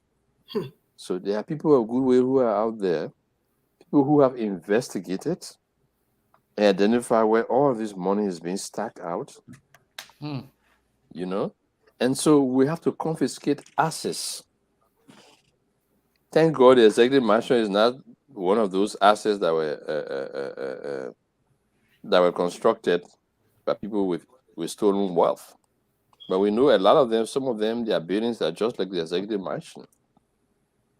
Okay. So they are fruits of the crime. We have to go after them. Liberian people will have to go after them. Liberian government will have to go after them. All right, But thank you. do you have the government? Well, that's another question. So I have another question here about the elections. I want to go back now to Liberia, considering I've been speaking from global international standpoint, but I want to focus on elections in Liberia. you said something that was critically important here, that, more likely so the elections might not be held. And I'm paraphrasing you, in October, come October. But here is something I wanted to read from the Constitution, Article 84. Very important. It talks about the section of the election and the role of the election commissions and so forth. But here is something that, let me read from the Constitution really quick here. Article 84. The legislature shall by law provide penalties for any violation of the relevant provision of this chapter, and shall enact laws and regulations in furtherance thereof not later than 1986, provided that such penalties, laws, or regulations shall not be inconsistent with any provision of this Constitution. Here is my question to you. Why, if months before the election is postponed, the legislature comes up with a joint resolution for the election to be postponed? What do you say to the Liberian people? I would say they are being honest, but I don't expect that from them. Out of honesty, they should be able to tell the Liberian people, the Liberian government, and their international partners that, look, we cannot hold a free and fair elections come October. So we issuing this resolution to tell you, give us another time. Postpone elections for 2 days or 3 days because they're constitutional provision. But they won't do it. And our public officials are not good at keeping the laws. The most they will do, give us 1 week to prepare for the elections. And the situation we have there is not 1 week. They will say, give us 4 months. The situation we have there is not 4 months. They will say, give us 6 months. The elections be postponed by 6 months. The situation we have is not 6 months. And the elections run into the rainy season. I don't know why they did it that way. And that would be a further constraint. I don't know. I've been out of Liberia for a long time. I don't know whether the rainy season is stable or whatsoever. Okay. Councillor Verdi, I don't normally do this, but let me interrupt you because I need to infuse this question while you're answering. If let me go back. If the legislators at any point should introduce a joint resolution to the public and the world for the elections to be postponed, whether it's 1 month, 2 months, or whatever that, however many times, would President George Weah have the legal right and the authority to still be leading the country while election is postponed? Can the legislature in itself still be legally in place while this election is postponed? The law says they will hold office until their replacements are put in place. That is meant for a smooth transfer. But in a situation, when you said joint resolution, did you mean the legislature or elections commission? The legislature comes up with a joint resolution and says the elections will not be held October 10th as is expected per Constitution. However, maybe hypothetically, we will do it in January of 2024. I think that there was gives it a 2 months. I think there was a situation like that before, but let me tell you what they would do. They will say, based upon application or request from the Elections Commission, we come up with a joint resolution to do this. That would be wrong. It would be illegal. Okay, because the election process is supposed to start in October. Right. And once you miss that date and you don't announce a new slate of leaders in January, you cannot announce in January, it means that you have violated the law. And everybody holding office beyond October will be illegal. That's a constitutional crisis.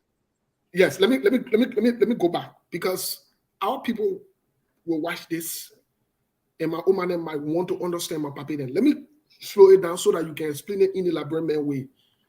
All of them will be illegal.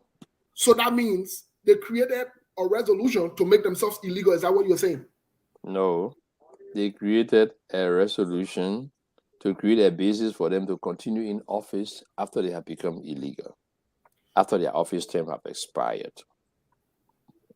So that means, in other words, President George Weah, the legislatures, cannot be in power for elections to be held after October 10th. Is that what you're saying? Precisely. But their replacement is supposed to be named in January after the. Councillor, can you please tell it in the simple English that precisely that BB word? What you talking? What I'm saying, October. Yeah, what you said? October is supposed to hold elections, so we can find their replacement. Yes. I don't know when elections results are supposed to be announced. You were just looking at the law. If the elections are held in October, the results are supposed to be announced maybe a few weeks after. But the incumbent, they are supposed to step aside in January, right? Fine. So there's a window between October and January. So anything they try to do in terms of resolution, they will want to make sure they do not step over into January or beyond December. So they have that window between October and January. So legally, they will try to play within that. That's why you remember I mentioned the Elections Commission may come and say postpone elections by 2 months and 3 months and all of that. That's the window in which they have to play. But if you cannot hold a process within that window, between October and January, we have a new leader. We have and the process concluding where new leaders from the legislature and the presidency will be announced in January. If that is not possible, they will have to leave office. They become illegal after January. After January, if the elections do not produce new leaders, authorized, mandated, and empowered by the voice or the vote of the people, everybody holding office will be illegal. So we have to find a means to legalize their stay if they have to stay there, or we find other people who will hold it. And as it is, the stench from them is so we don't want them there. So that's a crisis they are creating on themselves, and unfortunately for the country too. So the window is between October and January. If you cannot hold elections between October let me January. just ingest something right there. A question. That does not include those who, let's say, the senators. All of them. I know you get. No. What I'm saying, not all the senators will be up for election come 2023 because some of them were just elected in 2020, so they still have a term. Right. So should there be anybody consider being there illegally, that will not include those people who still have their term, their term limit open. Precisely. Yeah, because we want to make sure people understand. Because when you say that all the lawmakers, people are going to say, okay, when that time reaches, everybody is expected, to go, and they're not everybody going to go.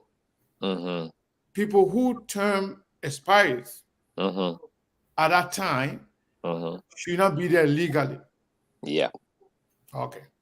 So let's put in some date here because Steve, after that question, I want to also open the line. Like take a few calls from the people. Maybe people have questions for the councillor, so you can help answer some of their concerns. Let's put in some dates here really quick. The election commissions, the last day actually have 14 days per the Constitution to announce the final results. So by the 25th of October, if elections are held on the 10th, by the 25th of October, they should say the president now. That 25th, then after that day, now anything you say now you own your own. But at the date is already announced. But I wanted to go back to something you said quick before they can we can open the line here. I wanted to go back to something you said about the provision of not, or the possibility of not having certain key members run. For example, Prince Johnson, Nathaniel McGill, Bill Twaway, and others who are sanctioned by the U.S. as we speak. Vanny Sherman. Would it say it again, please? I said Vanny Sherman. Vanny Sherman. Would there are others on our list that will present? Sorry. Okay, so will this be the role of the executive or the judicial branch of government to ensure that these guys do not run? Who is in charge? Let the Liberian people know today to make sure that these people then don't run. Who will be in charge to ensure that they don't run? Tell me, you know. No, are you the legal man now? Oh, yeah, for you. And now you know what the Elections Commission is in charge. They should say, no, you cannot run. And then if you are not satisfied, you take them to court. So, okay. So the Election Commission has this burden now. Mm-hmm. Elections Okay. Commission is the That agency was of a very good government. question. I like the answer too, because that was something that something a lot of people struggle with. Because okay, Councilor Verdi, before we go to the line, we have heard there is no legal standing, there is no legal provision that is stopping these people that could stop these people from running. Is there or are there any legal ground that you can stand on to say no, these people they can't run? We are the advocates. We are the eye of the society. We try to advocate for the right things to be done. And the fact that we give the Elections Commission notice is that we know, and there are legal grounds upon which the Elections Commission can stand to stop these people. And not only them who have been sanctioned, others that we know who have been engaged in corrupt acts, even though they have not gone to court, will be on that list. So we will be telling the Elections Commission, look, this is what the law says. You are the one who is supposed to activate the law. And that's the situation with Liberia. We have the laws on the book and we do not do anything about them. The Elections Commission, like the courts, they don't want to venture into new things. They don't want to explore new territories because they do not have precedent. But we will be telling Elections Commission, this is what the law says. So based upon this law, these people cannot be. So you should stop them. And Okay. then if they say no, Assuming that this election commission that we have right now, we know as far as we know for now, everybody is somehow answerable to the president. Let's say they play a deaf ear to that recommendation. And you know that our legal system is, it cannot be trusted by many people. Where do you go next? Let's say election commission does not listen to your recommendation. Supreme Court and our court system is everybody in the president's pocket. Where do we go next? And what happened?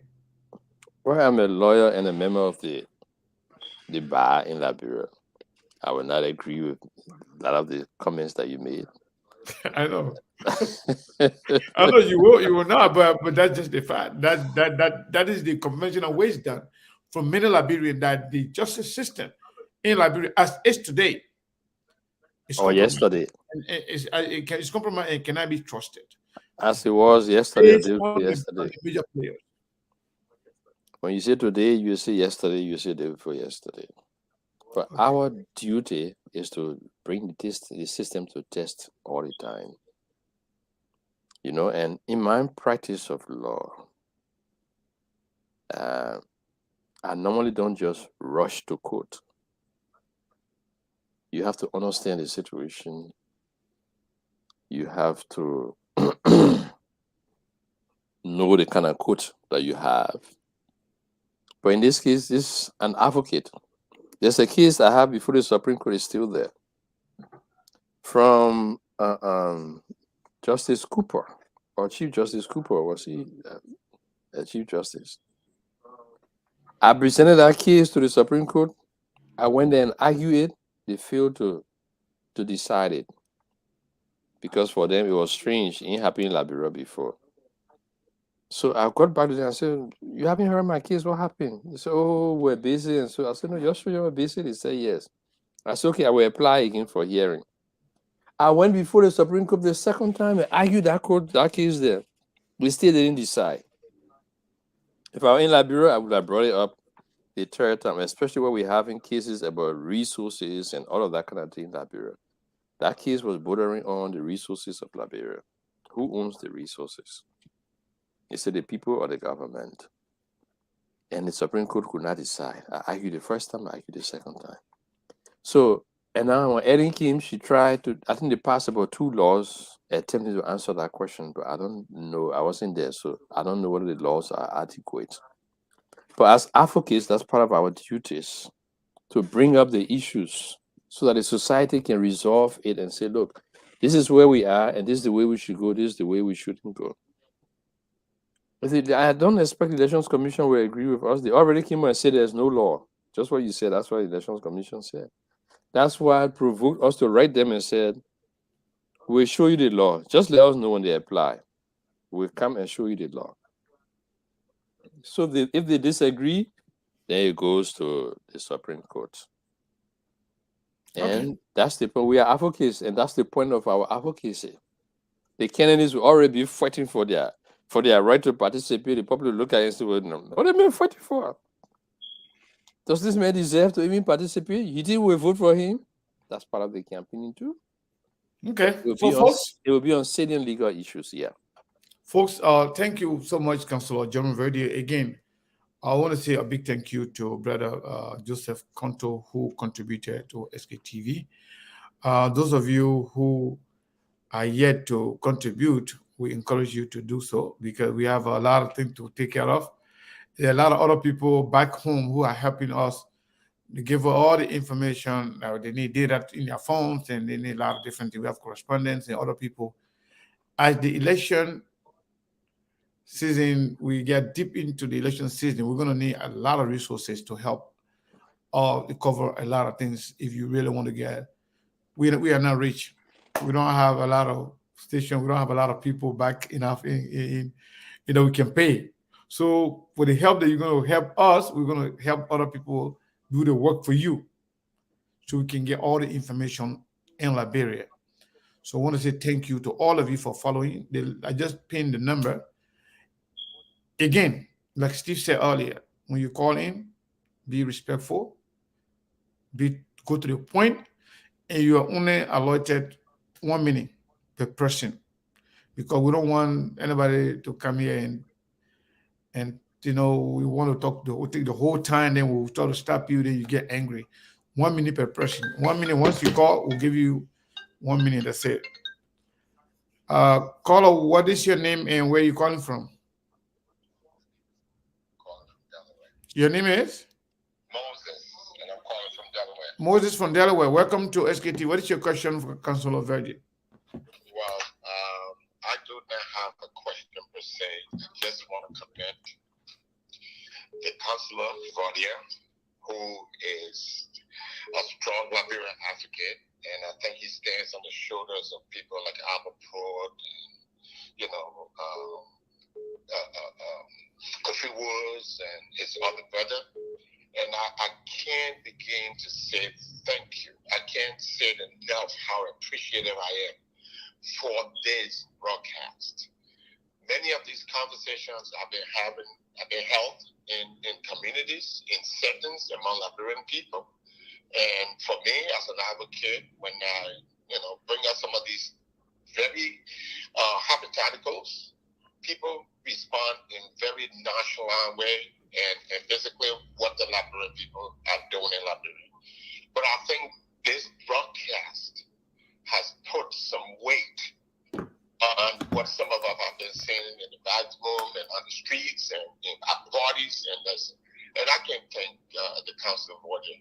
I cannot thank him enough for what he's done in articulating those issues that are very important to the upcoming election. And the result, if people are not mindful of their duty, their responsibility, their civic duty as election commission, their participation in legislation, in legislators, and what have you.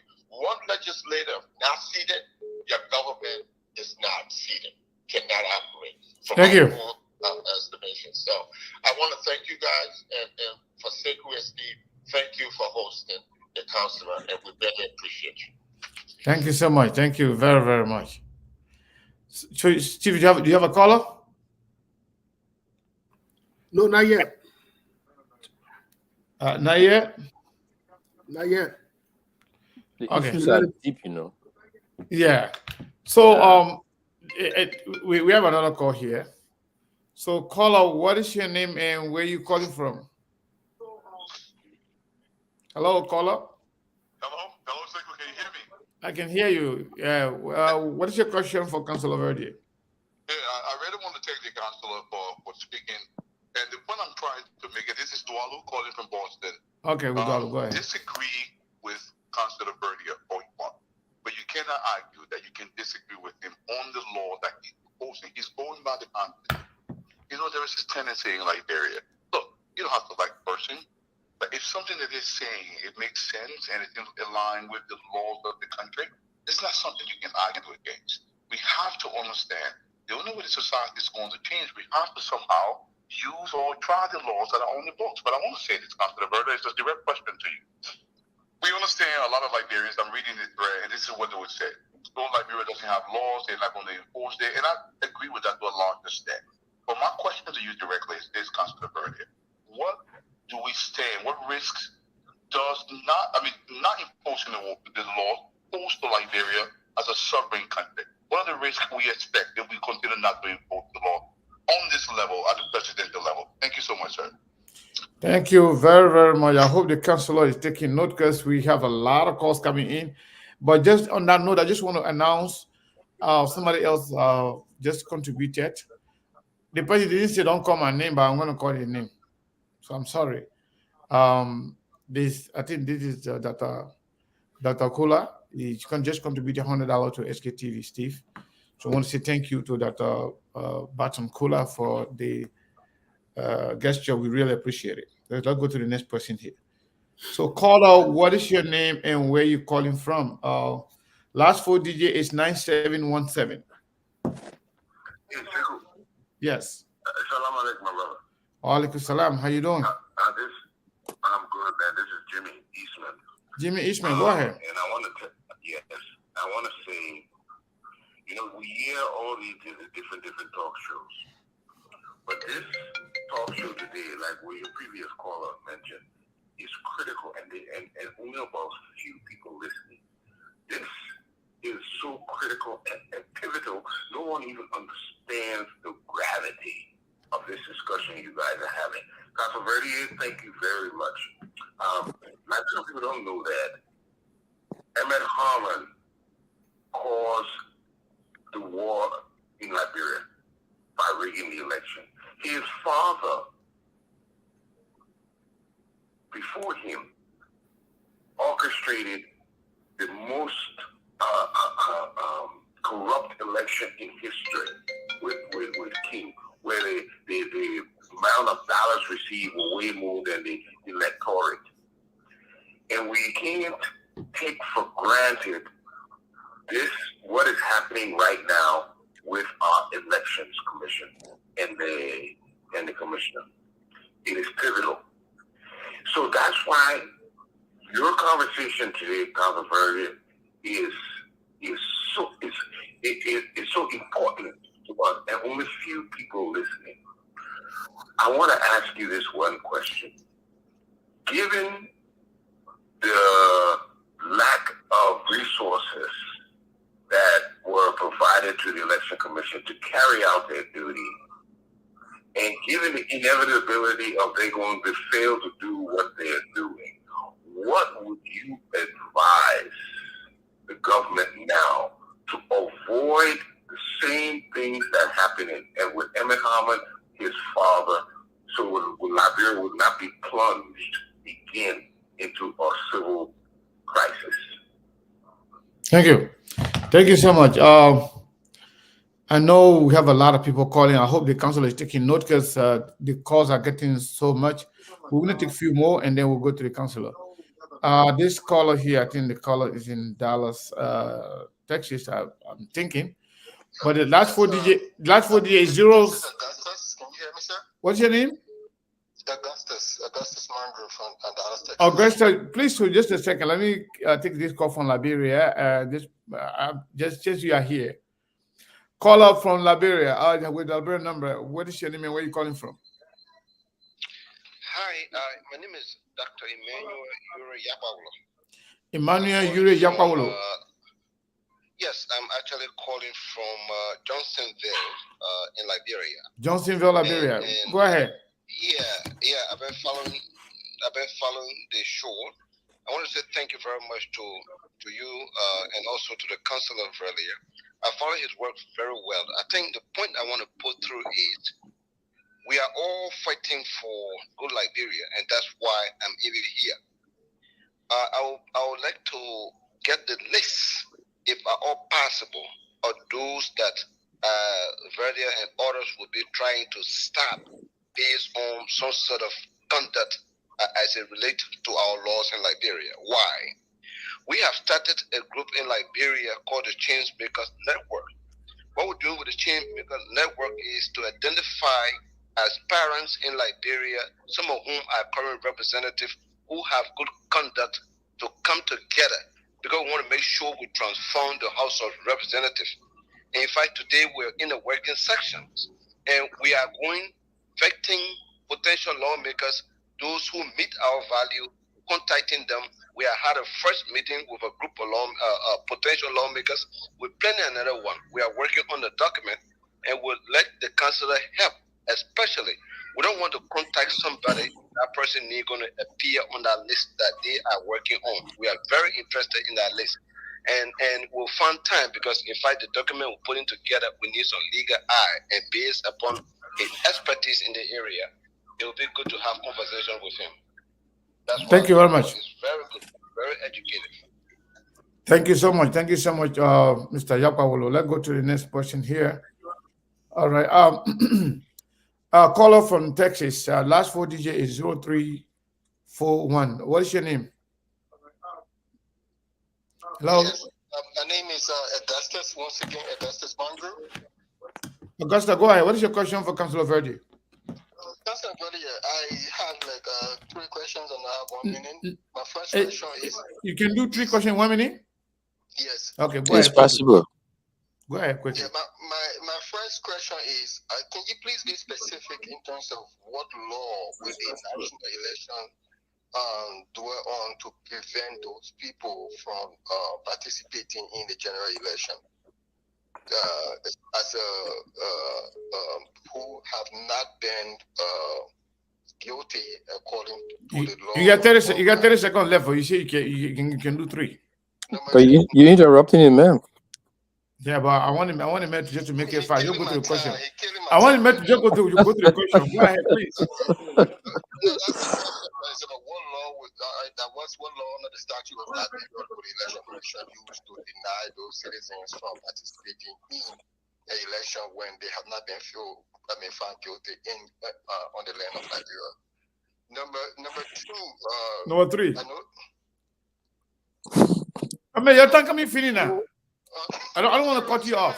Yeah, I want you to be. I want you to try. Number 2, Mr. Janiga, I just want to verify that whether you are a member of the ANC, because I noticed that you are also an advocate. But I just wanted to verify that from you on the show. I believe I will just rest on those 2 questions. So you want to know whether he is a member of ANC, right? Yeah, whether he's a member of ANC. I've been following him. All right, thank you. Okay. 2 more and that's it, please, people. Another international call here. I don't know, but that's for Europe. Hello. I'm not sure. Caller, where are you calling from? I'm calling from the Netherlands. Netherlands. What is your name? Ibrahim Fofana. Ibrahim Fofana. What is your question for Councillor Verdier, Ibrahim? Yeah, my question to Councillor Verdier is, because I'm in contact with the War Crimes Court here, the ICC. So my question to him is, I hear him talking about the interim government, and he made 1 or 2 statements, and I have been in contact with Prince Johnson, and I wanted to ask him regarding his role that he played as a chairperson.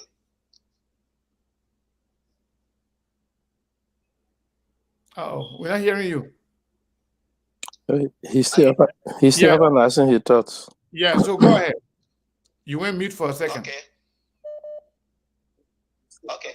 Councilor Verdi, how you doing? This Abraham. No. We hear everything. We hear everything. Just where you talk about Prince Johnson, just start from there quickly. Okay. I got other international calls are coming in. Maybe you might incorporate more calls. I said, Prince Johnson has been in contact with me from the Netherlands because I live in the Netherlands, and I'm in contact with the War Crimes Code regarding what we are talking about now. And Prince Johnson has always complained about Cllr Verdier that because of his role that he played in Ghana regarding the Truth and Reconciliation Commission, these are the reasons why the War Crimes Code situation cannot come into effect. Can you comment on that, please? Thank you. Thank you so much. A lot of international calls. Trust me. Caller, what is your name and where are you calling from? I'm Sekou Kamara calling from Dubai. we like intercontinental. From Liberia to Netherlands to Dubai. Go ahead, Sekou Kamara. What is your question for Cllr Verdier? Okay, can you please ask the studio guest? Is an advocate and the land issue that in the country between the Madingo, the Mano, and the Kyo. What is the impact towards that? Which role have him played towards that land issue in the country? Thank you.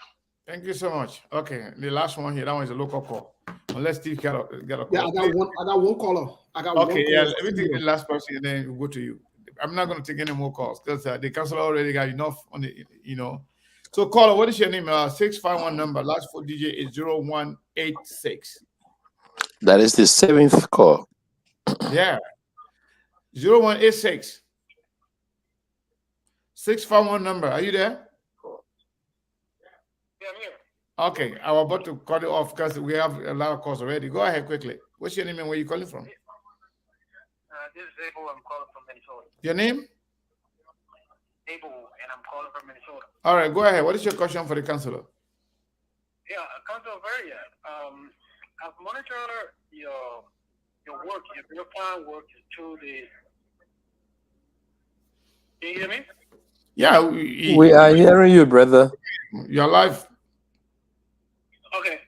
I was saying that the councilor's job with regards to the TRC was a fine work that shamefully the Liberian people have thrown under the carpet.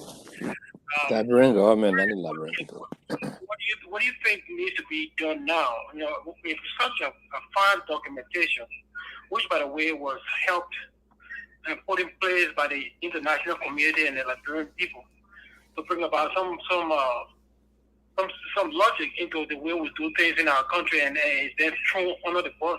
What do you think now can be done to bring about some sense, some common sense in our political discourse? Because it appears that document should have helped to bring about some peace in Liberia, but Liberia threw it away with the help of Ellen Joseph Sirleaf. So what can we do now, given the fact that everything appears to be in complete disarray? Thank you. Thank you so much. We appreciate it. Folks, Let me get a no more calls. Let me, before I go to Steve, I just want to announce a few people also donated to SKTV. And this person, I don't know what the person say.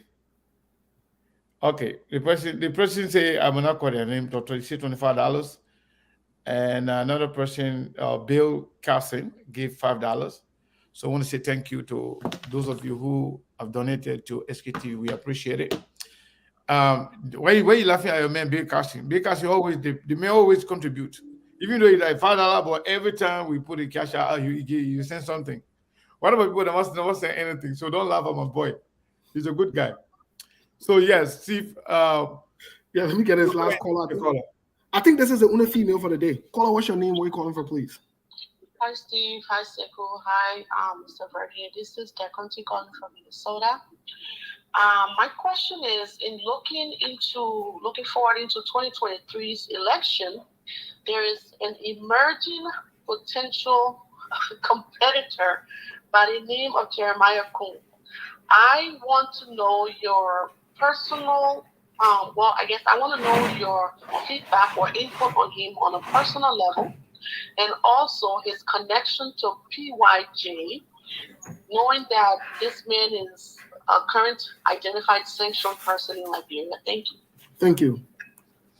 And again, okay, let me say this to the people. The reason why we are rushing you just for 1 minute, and because we want the council to have time to answer the questions, right?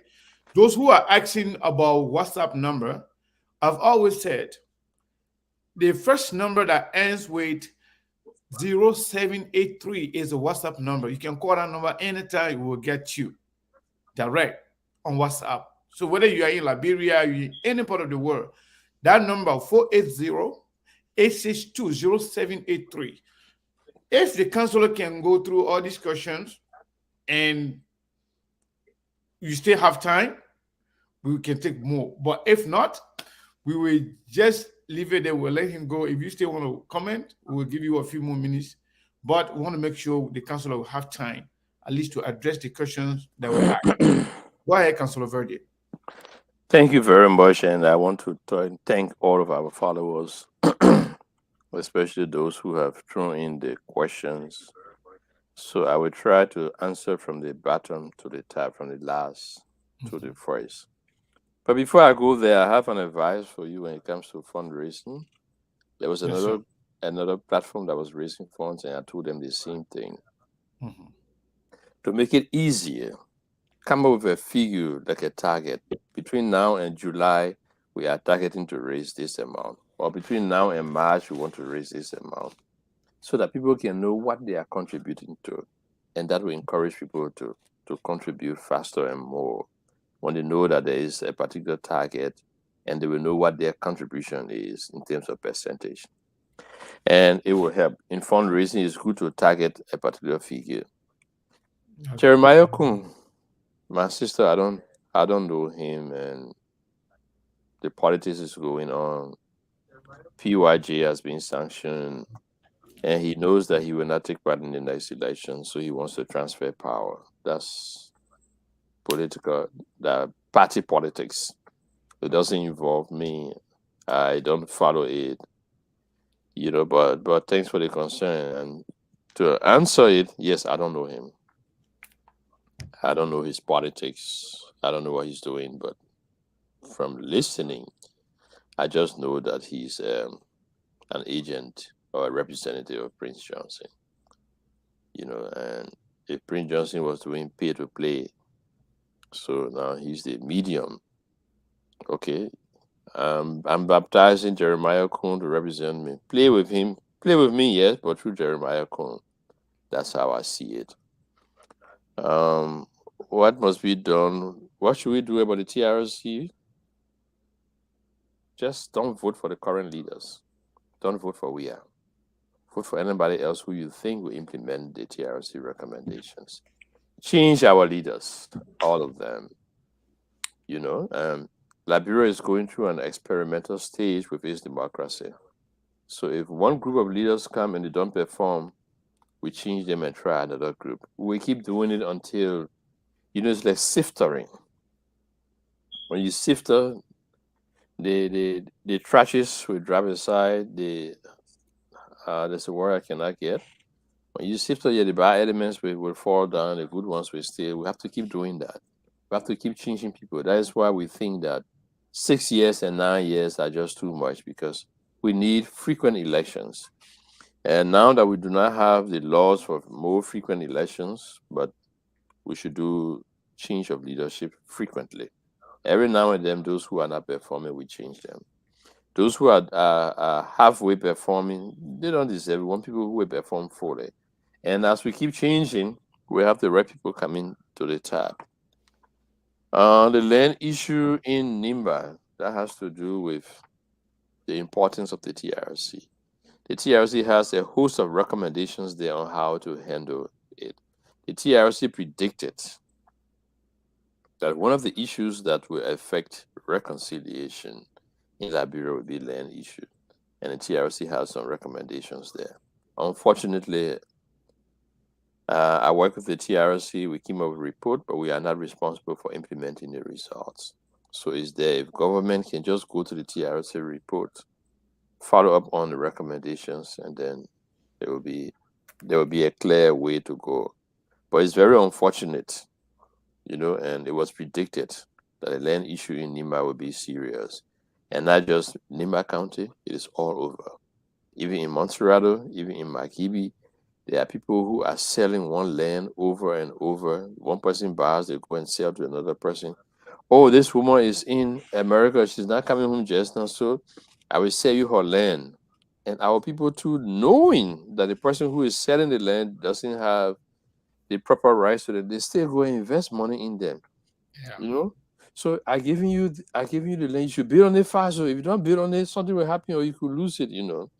And the mentality has been when people build on your land, it will be difficult to move them, or you just lose the land and then you want to just go and compromise with them. So that's what people feel. When you get the land illegally, you build on it very fast. Build on it very fast, and the person who owns the land will feel weak, and then you will compromise with them. But no, that's not it. I've handled cases where people build houses on the land, and we give the land to the person, and the house is there. If you can take your house from on the land is not yours. If you can take your house from on the land, okay, take it from there, but you cannot take it. Okay, so the land carries house. So if you build on somebody's property illegally, when the person wins their case, they will take everything from you and you will be the loser. And in another case, one case I had, the guy said, I don't want that property there. I said, oh, the man finished building on your property. He said, I don't like it because I don't like the way he built it. So I want it off. I said, okay, go to court and tell him that you destroy his mess he put on your property and he will be responsible for clearing it from there. You'll be responsible for the demolition. Oh, yes. And the law held that person responsible. So your land is your land, and people should not illegally purchase land. They know the person doesn't have the capacity to own the land. The person doesn't own it, but they still deal with them because we want to take chances. No, that's wrong. Yeah, but so before you proceed, though, I just want to on that land issue.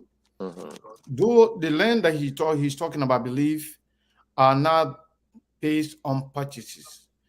He's talking about land that people believe that they consider as squatters, people who went and took other people's land when they left when the war came. People ran away, take refuge in other countries, and then people that were left there, they said they own the land. They went ahead and built on those land while people were away. And when they came back, they said, well, this land were for our forefathers. People just came here, we just give it to you temporarily, but you left and we took it back. I think those are the scenarios that he's talking about. People who squatting on other people's land because they left because of the war. So yes, your opinion on that. Yeah, I just gloss over it, but that's the situation in Nima, and that's the same situation in Lofa County. Okay. The land there is the same. People travel, and then other people. Now, in your case, you're talking about squatters. Yeah. Okay, squatters have limited or no right. Okay, firstly, as a squatter, you should have a basis for entering the land, not because it is vacant and the person leaves, you go there and then you construct on it. No, it's not yours.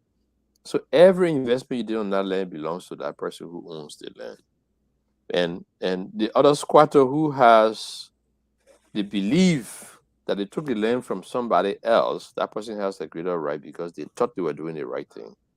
So it's different from the person who just come and squat. And the same thing in Monrovia with the squatters there. Those who City Hall gave permit to, they believe they have the right to because City Hall went and gave them permit. So, and those kind of people, if you allow them to stay on your land for 20 years, they would have acquired rights to the property in that time. So you don't waste time for them to stay up to 20 years. Even if you have somebody you are in America or in Africa, so you cannot go home, somebody is there, write them a notice and let them know. Even if you're not ready to fight the case, just put them on record Because if you don't put them on record, after 20 years, they will have the right to claim that they had a property and nobody objected, and they developed the property, so the property is for them. So start counting the years. If he has not reached 20, you don't have a serious problem. So you have to give them notice, write them. If possible, put in newspaper. If possible, go and put it on the very building. But let them receive that notice. The way that somebody objected, because under the law, after 20 years, the code will see where the person sat there 20 years and they didn't receive any notice, nobody objected to them, so they have the right to claim the land. Those are the scenarios. But the general land issue. You continue with other questions. Yes, but the general land issue in Nima is just like the same in Lofa. Because of the conflict, people went, then other people came and sat on there. So PYJ, somebody asked for what PYJ just spoke nonsense. You're always talking nonsense. I cannot relate to what he says. I have nothing to. When he appeared before the TRC, he said I was one of those who started the conflict because I was at LU and we rose up against Doe. Monkey must come down, all of that kind of thing. And even though I was chairman, we listened to him. I just told him, I said, maybe you are wrong with your fights. I had graduated from the university at the time you're talking about. I wasn't there. So PYJ is always talking nonsense, rubbish. At one point in time, he says, I took all the TRC report and brought it to America when I was running away. Yeah, and the portion of the report that I brought with me, it proved that the Liberian Post said they don't want any prosecution or justice process and all of that. I heard him say that. Yeah. So I said, that is ridiculous. I didn't bring any report with me. The report is all over. At the University of Liberia, I think we dropped there, I think about 8 or 12 copies of the report. In the law school, there's a copy. We sent 2 copies of the report to all the different universities that had libraries. So, you're always talking those kind of things. And I just lose talk. So, no, I don't have anything to do with him. And I'm not a member of the ANC, Brother Magru. I'm not a member of any political party, and you want to know what is the law that we use to object. Well, just the public interest laws, and it's in the Constitution, and it's in the very statute of the Elections Commission. At the appropriate time, it will be made public, but we just give them the notice, say, look, we will object. Okay, there's a proper basis for objecting to these people, and Elections Commission should search within itself and take notice. Whether they do or not, but we told them, let us know, and we will prepare the comprehensive list. Any of these people, just let us know when they file, and we will object. So that is part of a public service, public awareness campaign, all of that. If somebody is taking part in the elections and can be objected to, there's a reason for you to think twice as to why you should vote for this person. And then the objector, what is the objector saying? What's the basis for the objection?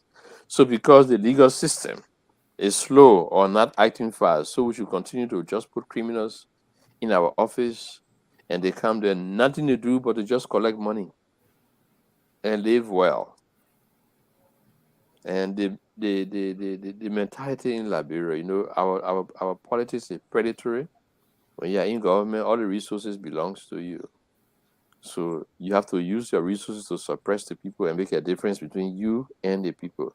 Let them know that you are their masters, you are big, and they are small. That's what has been happening. So we don't have to wait for the Supreme Court. We will object. It's a public interest service. We will object and we'll drag you through the court. And that will even weaken your chances. Even if the court says no, but by the time you have come through the court, you have spent money, you have spent your time trying to defend your daily character. All of that we campaign against you. So we are public interest advocates. That's part of the strategy we use. And to go to court doesn't mean you will win. You don't go to court all the time because you will win. There are different objectives. And for us as advocates, public awareness is part of the reasons why we challenge people. That was my group question. Then Dr. Yakpawolo. Yakpawolo. I've forgotten the question. I see his name here, but Jimmy Eastman. I follow Jimmy Eastman on the media. He's a very, very sound guy. Every time I have the television on, he's on. I take my time and listen. Jimmy Eastman, which television? I'm interested to know him more. Oh, I don't know. Jimmy Eastman. Anyway, after the show, please call me. I want to know. Maybe Ismail is associated with Focus on Liberia. Focus on Liberia, yes. Oh, okay. He's always appearing on Focus on Liberia. Oh, okay. Yeah, I don't follow all the show unless somebody Yeah, I got a lot of things to do. Whenever he appears, somebody alerts me that Ismail is coming today. Oh, okay, that's good. I don't engage, but I like his presentation. That's good. Yeah, and there's another brother who talked about a program he is running in Liberia. Yes, please connect me with him. And okay, please, Yakpawolo, if you're listening, call me later on because the number are messed up. A lot of them. I don't even know which one is what. So call me after the show or text me. I will link you with Cllr Verdi. Yeah, I mean that's a good program he's going on. I will be involved. I will give my expertise and all of that. Yeah. Then where's the risks of Duadu? Duadu had a question that had to do. Where's the risks of not enforcing the laws? If we do not enforce the laws, we have a lawless society. If we do not enforce the laws, we have individuals becoming heroes and giants. And when heroes and giants with no restraint of the law have authority over us, we ordinary people become weak. We become sick, we become poor, we become powerless. And the Constitution says power belongs to the people. So without enforcing the laws, you take the power from the people. Then you put the power in the hands of other corrupt people, other criminals, but just individuals. And no, the law is there to protect all of us. The law is there to serve all of us. And that's where the people get their power from the enforcement of the law. The law makes us equal. When you hear people saying that America is the great divide or the great equalizer, that's what they're talking about. Because the law is there for everybody. If you work, you get. You don't work, you don't get. Okay? And if you steal, you get. If you don't steal, you get.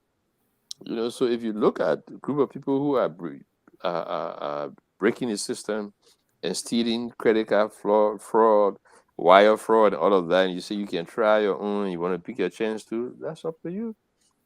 But the law will catch up with you in America eventually. And that's what we want for our country, the rule of law. If we keep testing the law, we don't just abandon the courts. We keep testing the law. Like I told you of the case that I had there when I was there. And that's not the only case. There are several other cases. If we keep testing the laws, it will be good. But in the other case, they were just afraid to test it, to have the law tested. They say we will not decide. I went there, argue. They say we will just not decide. Okay, Cllr Verdier, we hear you. They will not decide. I went behind. We'll give the ruling next time. We'll give it next time until I have to go the second time. But that's not the way we should run our country. For example, the current president pro tem, is his name Chia? Yeah, Albert Chia. They were involved with several corruption issues on resources from the past. We indicted them. We published them. We went to the court with their names. But unfortunately, that is Liberia. But that's not the kind of Liberia we want. We want a new Liberia where the law will have supremacy over everything. Individuals, institutions, and government. The law has to be supreme. And we say we are a nation, a godly nation. God respects law. Everything about God is law. We have to follow the law. That's the only way we will transform our country. That's the only way we deliver our country from what we see ourselves in now. Several legal issues and the legislature failed. That's why they all need to be put out. We are in a poor country is riding a private jet. Now, one legislator have asked that question. Where is the money coming from to maintain that jet? And from our information, it costs what? 108 or something thousand every month to maintain that provision. Where is it coming from? That is just one question. Several other questions. You know? And on one show, I was listening to somebody mention Mr. Duncan, who is exploiting Liberian resources. And he's the brother of the so-called First Lady.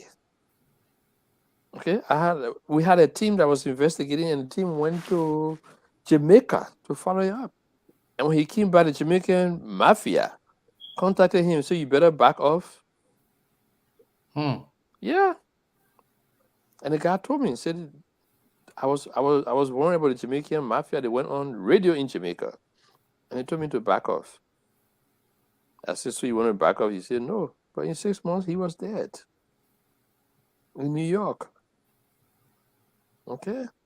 So let's go back, Councilor Verdier, because when you say this important issue that has to do with the country, safety and lives of people, it's critically important that we, Michael Duncan is the brother of the so-called First Lady. Why do you say so-called though? She's the First Lady. Well, I don't recognize her as First Lady. Okay. Yeah, that's why. And even when I say so-called, that's what I mean. They have the authority, they manage to make, but I don't recognize her. Okay. These people have bought up a good portion of properties in New York from resources from Liberia. And currently, he is in Liberia mining gold and diamond, using our people, attempting to use. At one point in time, they were using the military equipment until we raised the flag. Now the military has stepped down on it and said no. But it's still happening. He belongs to a cartel, a criminal cartel in Jamaica. They are bringing drugs into the country and they're taking the resources out. Okay. My friend, who was investigating this case along with me, unfortunately, he didn't compete because he died, so that's why I didn't release the full out. But that's what they're doing, and that's what WEA is doing. If WEA has his will, he will sell the country, unfortunately. And then somebody was saying, then that's how Liberia is a presidential country. I said, no, the legislature is there to meeting a check and balance. The judiciary is there. But if you people don't do your work, then that's what can happen. You say, oh, if we have 20 legislators in a Senate, then we'll succeed. But we don't have that, but we are just few, and so the president is just having a fee there. That is very unfortunate. Those are the things that we want to change in our country. That is why we tell our people, don't vote for anybody criminal. He doesn't have to go to court. But if you know the man to be a criminal, if you know him to be a human rights violator, if you know that he's abusing his wife and his children in his community, why you want to vote for him? In Elections Commission, why will you put this kind of person up to the public? Councilor Verdier, today's conversation, trust me. Yeah, let me just end on that one. In the past, the TWP government, they didn't open schools and institutions and all of that. You know what they were doing? They were investing in the ignorance of our people. So our people are blind. They don't know. And some people who are enlightened, who are liberated like myself, I'm very, very liberated and like you guys.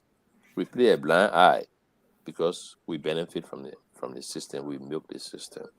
That's bad. So it's those bad people. Donald Trump called them hombre. Those are the bad people who have to keep out of government, out of public service. Our people shouldn't even see them. Then with the opposition divided, it makes it even worse. If the opposition were putting up one candidate for each of the electoral positions, that would be better. It wouldn't confuse our people. But that's where we are. Okay, my brother. Thank you so much, Councilor Verdi. Was that all the question?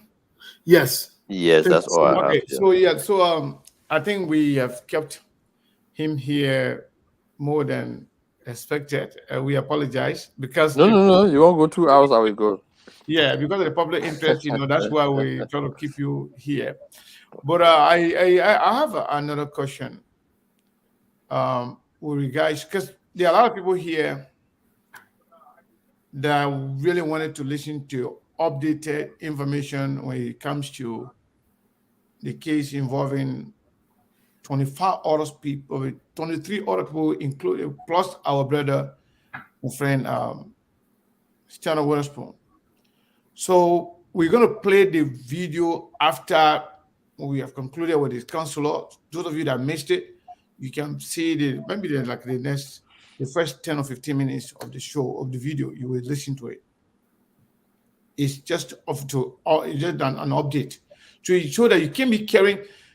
I mean, our reason to play or give updated information about this thing is to stop people from carrying on misinformation.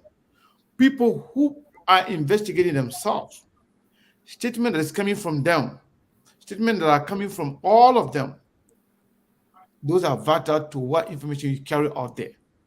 People carry different information based on their own understanding. When we listen to the prosecutors, the FBI agents, people who are clothed with the authority to speak on the matter, when they are speaking, that's why we try to choose those information and put it out there so you can get the right information as opposed to creating your own story because you don't like the man or because you like the man so much. So, but Councilor Verdier, I want to ask you in a general sense, because according to the information, about 23 people that were arrested initially, and they said the other 2 people, they are volunteering to give themselves to the government. So I don't want people to think or limit this conversation to only Witherspoon, which is not alone. We have 25 people that are indicted. So if you were one of those, if somebody is one of those people, you were to advise any of them, if somebody say, you know what, I plead guilty. Because according to them, they said the sentence could amount to 20 years if guilty. So if you plead guilty, say, okay, I'm guilty, will that reduce your sentence? Or you say, no, not guilty, and go through the process. And eventually you are found guilty. Will you still have room for the sentence to be reduced, or you will serve the full term as stipulated in the books? You're speaking in very general terms. I don't know your client you are representing. No, I'm just speaking in general terms. Or whose interest the question is meant. But before I give legal advice, I'd love to have a full understanding of what the situation is. So I will equally speak in general terms. In every criminal prosecution, I give the mafia, for example, and before the Fed succeeded in breaking the mafia, they got in touch with insiders, people who were inside, who knew and were involved. And in fact, the chief accountant was one of those. If you realize recently, Donald Trump's chief financial officer went to court recently. Yes. Okay. So you should know that he has made a bargain with the authorities. But before they can handle you and give you the benefit of the bargain, you have to go through the court process. And Donald Trump came up and wanted to give clemency to everybody who were involved in January 6th. You cannot give clemency until the people have gone to the court and the court pronounce a sentence or a judgment on them before your clemency can take effect.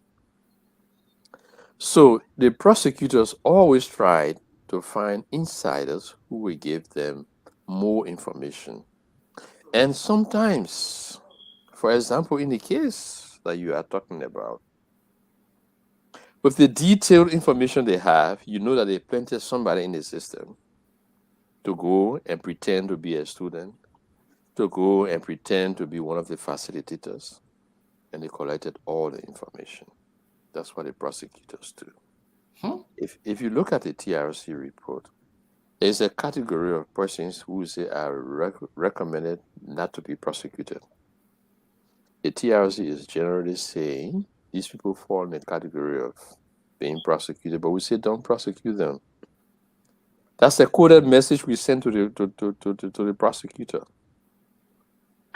Why should these people not be prosecuted? Every prosecutor knows. So it's there. And that's how the prosecutors do, to get their information. And if you go to the grand jury, if you don't have solid information, the grand jury will not approve the indictment. And with a diligent prosecutor, they go there, the grand jury will say, no, we want this, we want this, we want this, they go back. So sometimes it takes the prosecutors years in getting their information. And then they have informants, apart from insiders who will give them the information. Al Chapo, who brought him down? People from inside the system. The mafia, the chief financial officer, like in the case of Mr. Trump, were the one who had key information and they gave it. Because the grand jury will tell you, oh, you just speculating. These are circumstantial evidence. We want the real thing. So the prosecutor will have to. Sometimes prosecutors are sent to jail as criminals because they want to collect information. They want the real thing. So they go in the jail, they find those people, they talk to them, they get information. And then when you look, the government give them lenient sentence. After 1 year, they're out.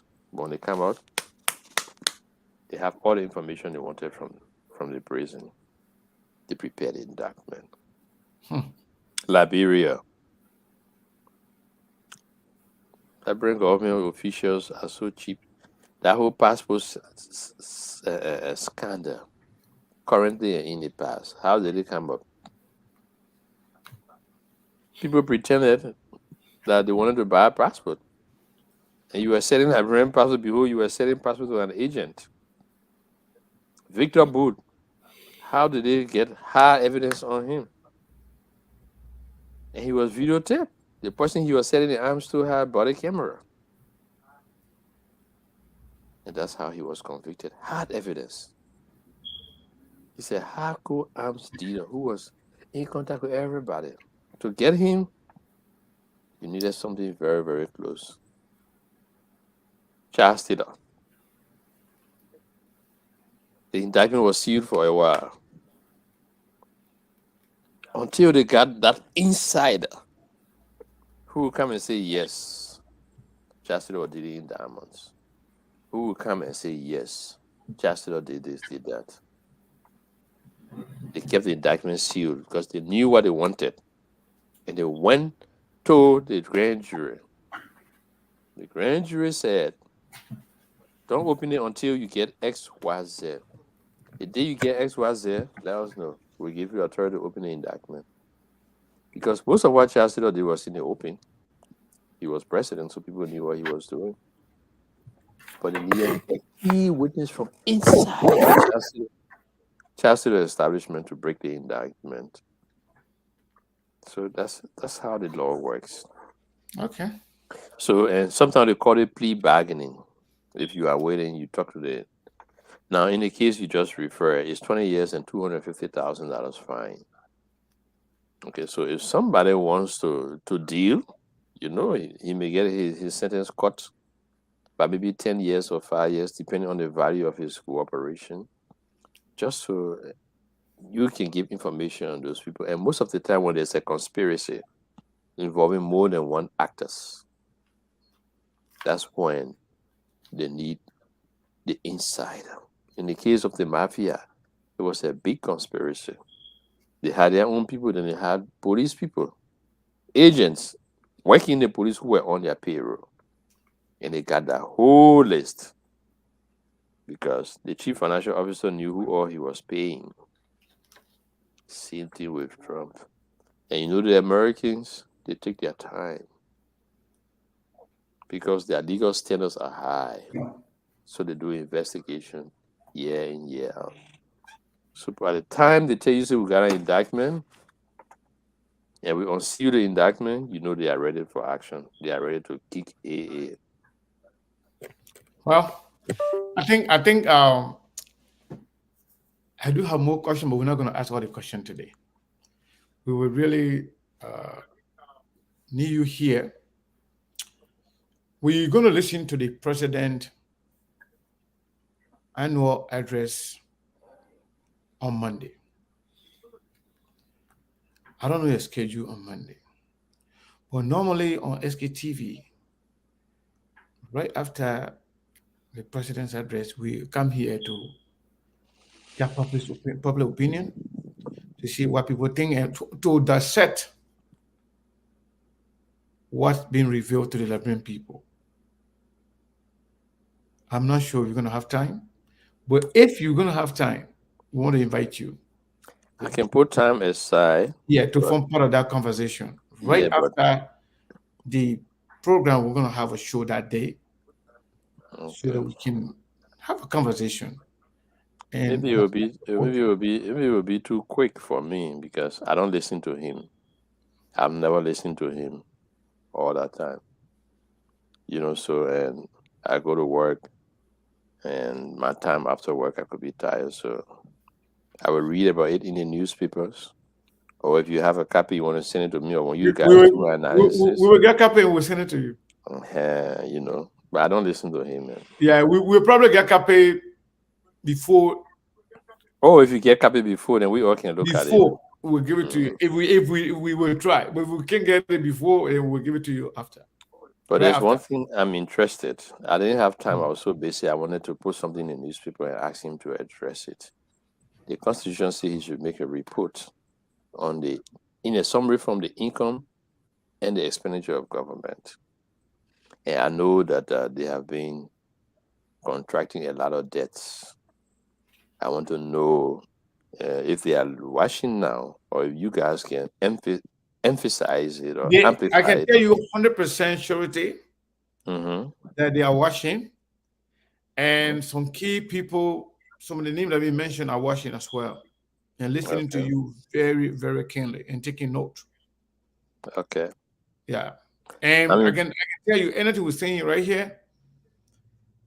If the president is not listening, the president will hear everything. Okay. Yeah. The debt portfolio of Liberia. It is my information that we have gone back to, or we are very close to the 1 billion. The same 1 billion that Erin succeeded in wiping out. I understand we are very close to that. And the same reason I didn't bother listening to Erin, I don't listen to him, because they are not true to what the Constitution says. They do not. The key thing there is to tell the Liberian people through the legislature how much you receive and how much you spend. Most of the time, they always avoid it, so I don't bother wasting my time with all the rhetorics they can come up with, all the flowery speeches, and they don't follow up on anything. So for me, this whole thing, that's what I want to hear. That's my interest. Thank you. On the debt portfolio. But I will be prepared to discuss it afterwards. Okay. Thank you. We will, like I said, if we get it today, or the day, like Sunday, if we get it, I will send it to you. If we don't get it Monday morning, we get it, we'll send it to you. If we don't get it at all before and right after, I believe we'll get it, and then we'll send it to you to read it. Okay. But I'm sure if it is in the newspaper, I will get a key point. I'm just interested in the key point. That is not written by that man. He doesn't even know what will be in it. Okay? He doesn't even know how to read. Listening to him reading is so besides being an advocate, let me ask you, what are you so dismissive of the president? In fact, not recognizing his wife as first lady. Why so? Have you checked how many times she's in the country? I don't know. Okay, I have checked that. I've monitored it. She's hardly ever in the country. She goes and comes. When she carries some money, she drops it. She comes back for another money. When the money packs is sufficient, she gets out of the country. The president is a so-called president. I know, and most people and most of you guys don't recognize that Erin rigged the elections to favor George Weah. And George Weah has not behaved as a president. Have you been proud of your so-called president? No Liberian is proud of this man. He has disappointed all his supporters, those who believe in him and all of that. Look how far the country is gone. I recently put up a post and said that people are suffering. We are suffering. And the Bible says if you have a bad leader, you will suffer. If you have a good leader, you will be happy, you rejoice. And for the first time, I responded to that post. People who commented, one guy came there on a fake name, saying that where was I when Eddie Johnson said he was there and her son stole and broke down Nokia? Why I didn't talk about it? And I give him a history of my activities. That during Eddie's first term, I was doing the TRC. And right after I left the TRC, my life was threatening. I came in the country. I've never lived in America before. I had no plans of living in America, but I had to adjust. It took me time to adjust from the time I came. And then I went to school. Before I started paying attention, by that time, this man was already there. And people forget that this man hadn't rigged the elections because she didn't want the War on Economic Crimes Court to come to Liberia to put we at it. And the Supreme Court heard the case, Bromsky and others. That's why I brought the CPP together. They brought all the evidence from all around the country. What did the Supreme Court say? Oh, yes, it's true. The election was rigged, but it's not sufficient for us to overturn the results. Okay, if you don't overturn the results in those districts where the cheating went on, why you don't have a rerun there to see? They didn't do that. So, for me, I've never recognized him. Okay. He knows. All of them know. Well, that's fair enough. Yeah, so he's there to do the We're going to leave it for today. Unless you have a question for the councillor. No, I don't have a question for the councillor. I just wanted to tell the councillor thank you, but I also wanted to make sure that we are firm and stern on this. You don't come here and disrespect our guests. If you president support or whoever it is, we've made it clear. If it continues, we'll have to block you. No time for foolishness. When we invite a guest here, he or she must be protected and respected. If you don't like what they say, go on your platform, go write what you want to write it. That's fine. It's your right. As long as our guest is here, you disrespect our guest in any way, shape, or form, you will be blocked, and you will never come back on the platform unless you come back with another name. Let's be clear on that one. Let's protect our guests. You can disagree with them respectfully, but you are not going to disrespect our guests here. Thank you. That's right. So tomorrow, first we are thinking about bringing somebody on tomorrow. Once it's confirmed, we will announce it. But Councillor Verdi, I want to say thank you again, and we look forward to seeing you shortly when we will be analyzing the president's speech. And you told us before that your doors are open for us. Yeah. We really appreciate every time we call on you. You're always available to answer to the call of the Liberian people. We really appreciate it. Thank you. Unless you have something else to close, then we can take a leave of you. Yes. I want to thank you guys for the dialogue. And don't worry much about protecting me. Unfortunately, I don't see the live feed, and so the comments don't come. But like I was saying, there's a guy who went on my post, and he has some nonsense to say. For the first time, because I knew where he came from, I knew he was fake, so I knew he was representing some agents. I addressed him very comprehensively. And if he comes back on my page to do that again, we'll see. I told him, I said, it's easy to block you, but I will deal with the issues that you have raised. And so I didn't block him. I didn't delete him because it's my page. So I went there and I addressed him. So I'm glad that we can meet to discuss Liberia. I'm happy that followers commented and they made contributions and very rational questions were asked. Stanton is our brother. People go wrong, but that is a private issue, so I wouldn't want to make a lot of public talk about it, especially so when I don't have the full information. But lastly, to the Liberian people, I can tell them, don't vote for George Weah.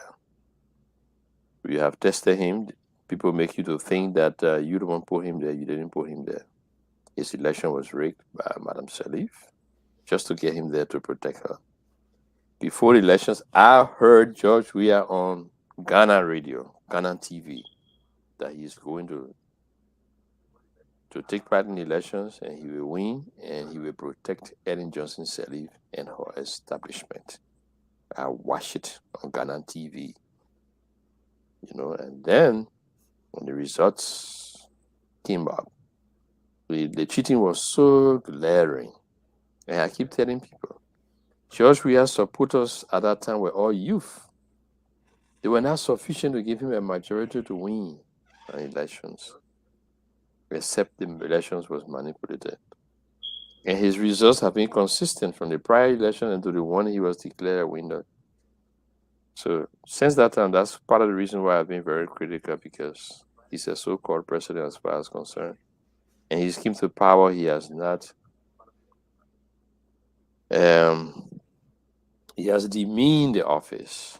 He has not put on the character of a good president. The president that we Liberians would be very proud of. And that was a serious disappointment, especially for his supporters. But I told them, I said, if you all expected much out of Mr. Weah, I didn't. Everything Mr. Weah has done has failed. Everything.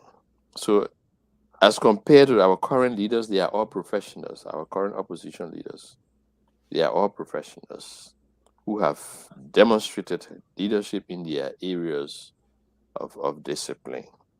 So for the first time in Liberia, and that's why I say our democracy is making progress. For the first time, we have a slate of opposition leaders who are competent and good, all of them. Unlike in the past, we had to choose the best amongst the worst. And that's how elections have been going. Thank you. Yeah, so that message is clear, Liberian people. Don't vote for them. Look for new people. They have failed to find new people. Thank you very much, gentlemen, and I appreciate it very much. Thank you so much. Thank you very much, Councillor Verdier. Then, folks, that was Councillor Jerome Verdier, former chairman of the Truth and Reconciliation Commission, Republic of Liberia. So we're going to leave you. We normally leave people with music, a song that we play, but what we're going to do today, those of you who have missed the video, the press conference by law enforcement updating the people about what is going on with what happened and what is going on. We're going to play it. You can watch it and you do whatever you want to do with it. So, well, good morning. Thank you for being here today. As I, along with the representatives from our agency partners, announced the results of Operation Nightingale. It is a broad and coordinated law enforcement operation that, as its name might suggest, took aim at harmful fraud that affects public health in connection to one of the most cherished and trusted professions, and that is nursing. Our healthcare professionals play an important role in our public health system. We therefore expect our healthcare professionals to be who they claim they are. Specifically, when we talk about a nurse's education and credentials, shortcut is not a word we want to use. When we take an injured son or daughter to a hospital emergency room, we don't expect, really cannot imagine, that the licensed practical nurse or registered nurse treating our child took a shortcut around educational and licensing requirements. When we entrust the life of an elderly parent to the staff of an assisted living or skilled nurse facility, the last thing we want to learn is that the nurses administering the medications, the ones charged with carrying out doctor's order, took shortcuts on their clinical training and used fake nursing diplomas to get their licenses and jobs. Unfortunately, thousands of people have taken these shortcuts. The prosecutor and agents here today have worked tirelessly to disrupt this fraudulent scheme. Today, I'm honored to announce that their hard work has paid off. in 3 recently unsealed indictments by a South Florida grand jury and 2 informations filed on my office's behalf by Assistant United States Attorney Christopher Clark, 25 individuals have been charged across multiple states with wire fraud crimes, including conspiracy, for their alleged participation in a scheme that involved the following. 1, that is selling fake nursing diplomas and transcripts to individuals who use those fake credentials to sit for state board examinations, obtain their nursing licenses, and ultimately get jobs at hospitals, skilled nursing facilities, and assisted living facilities. Arrests have been made in Florida, New York, New Jersey, and Texas, and search warrant has been executed in Delaware. So far, we have made 21 arrests, and there are 2 more individuals who are surrendering within the next 24 to 48 hours. Before I go on discussing how this fraud scheme generally worked, I would like to introduce representatives from the FBI Miami and the Department of Health and Human Services Office of Inspector General, Miami. The 2 agencies with phenomenal investigative skill and commitment yielded these results. From the 2 agencies, we have Chad Yarbrough, who is acting special agent in charge, FBI Miami. We truly appreciate the work that you've done in this. We also have Omar, where are you, Omar? Omar Perez Ibar, special agent in charge, Health and Human Services Office of Inspector General, Miami Field Office. Again, we appreciate all the work that you've done in this investigation. You will hear briefly from the special agents in charge shortly. Of course, I want to, of course, introduce Chris Clark, whom I've worked with for many, many years, who was in charge of this investigation from the office. As you can imagine, an investigation of this magnitude required the contribution and collaboration of multiple law enforcement agencies. We therefore receive invaluable assistance from other agencies whose representatives also join us here today. It is my pleasure to also recognize Eric Weindorf, Acting Deputy Special Agent in Charge, Homeland Security Investigations, HSI, and Gregory Kitsos, Resident Agent in Charge, Department of Veterans Affairs, Office of Inspector General, and 2 representatives from the U.S. Postal Inspection Service, Miami Region, Juan A. Vargas, Acting Inspector in Charge, and David Arias, Acting Assistant Inspector in Charge. I want to briefly speak with you a little bit about the scheme itself. We obviously will make the charging documents available to you, but the indictments were unsealed last night. Let me give you a brief summary of what you will learn. The defendants who were charged in indictments and information generally fall into 2 categories. The first category, basically, the defendants include owners, operators, and employees of 3 formally approved and accredited South Florida nursing schools. The schools are Siena College in Broward County, Florida, Palm Beach Nursing School in Palm Beach County, and Sacred Heart Nursing School in Broward County. According to the charging documents, the defendants in the first category, that is the schools, they prepared and sold fake nursing school diplomas and transcripts to nursing candidates, knowing that the candidates would use those false documents to, 1, sit for nursing board examinations, secure nursing licenses, and 3, ultimately obtain nursing jobs in medical facilities, not only in Florida, but elsewhere across the country. Obviously, the schools weren't doing this for free, right? On average, these defendants charged about $15,000 for a fake nursing degree diploma and school transcript.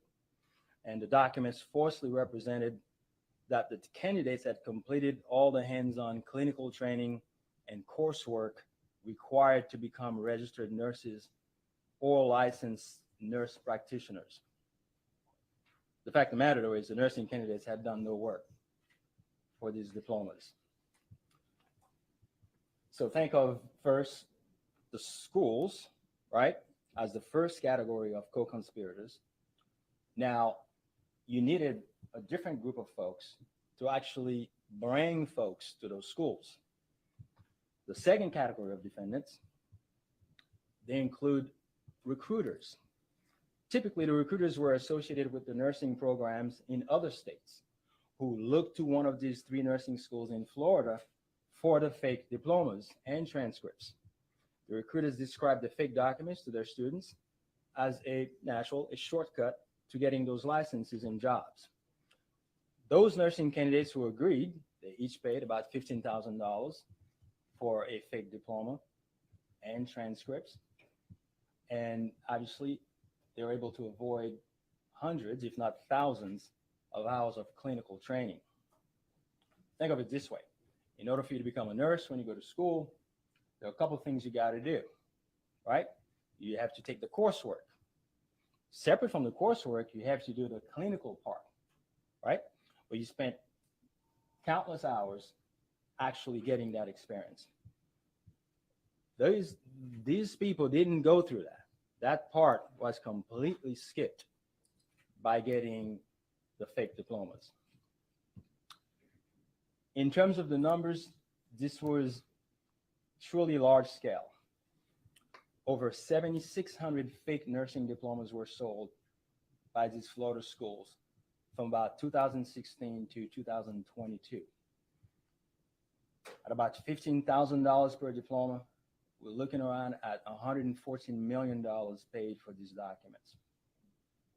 We estimate that about 30% of those 7,600 diplomas, 7,600 people who purchased these fraudulent diplomas, practiced nursing somewhere in the United States, perhaps currently. Not only is this a public safety issue, but it also tarnishes the reputation of nurses who actually did the hard clinical and coursework required to get licenses and jobs. And of course, it erodes the centuries-old trust we have built with our country's nurses. The 3 Florida nursing schools involved in this scheme have been essentially shut down. And the FBI and HHS OIG agents have alerted nursing boards across the country about this fraud.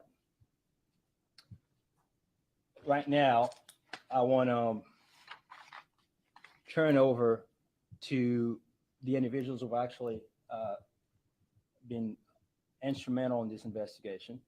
Those are the individuals without whom we are not standing where we are today. Let me begin first with FBI Miami Acting Special Agent in Charge, Chad Yarbrough. Please.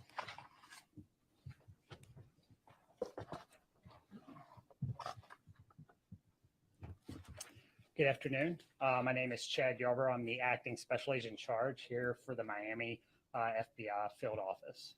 This morning, arrest operations were initiated against 23 individuals charged with allegedly engaging in a scheme to sell false and fraudulent nursing degree diplomas and transcripts. As of the start of this press conference, 21 of the 23 have been safely taken into custody, with 2 arranging for self-surrender.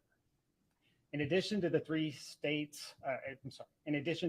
arrests here in the Southern District of Florida, there were arrests made elsewhere in Florida, plus New Jersey, New York, and Texas.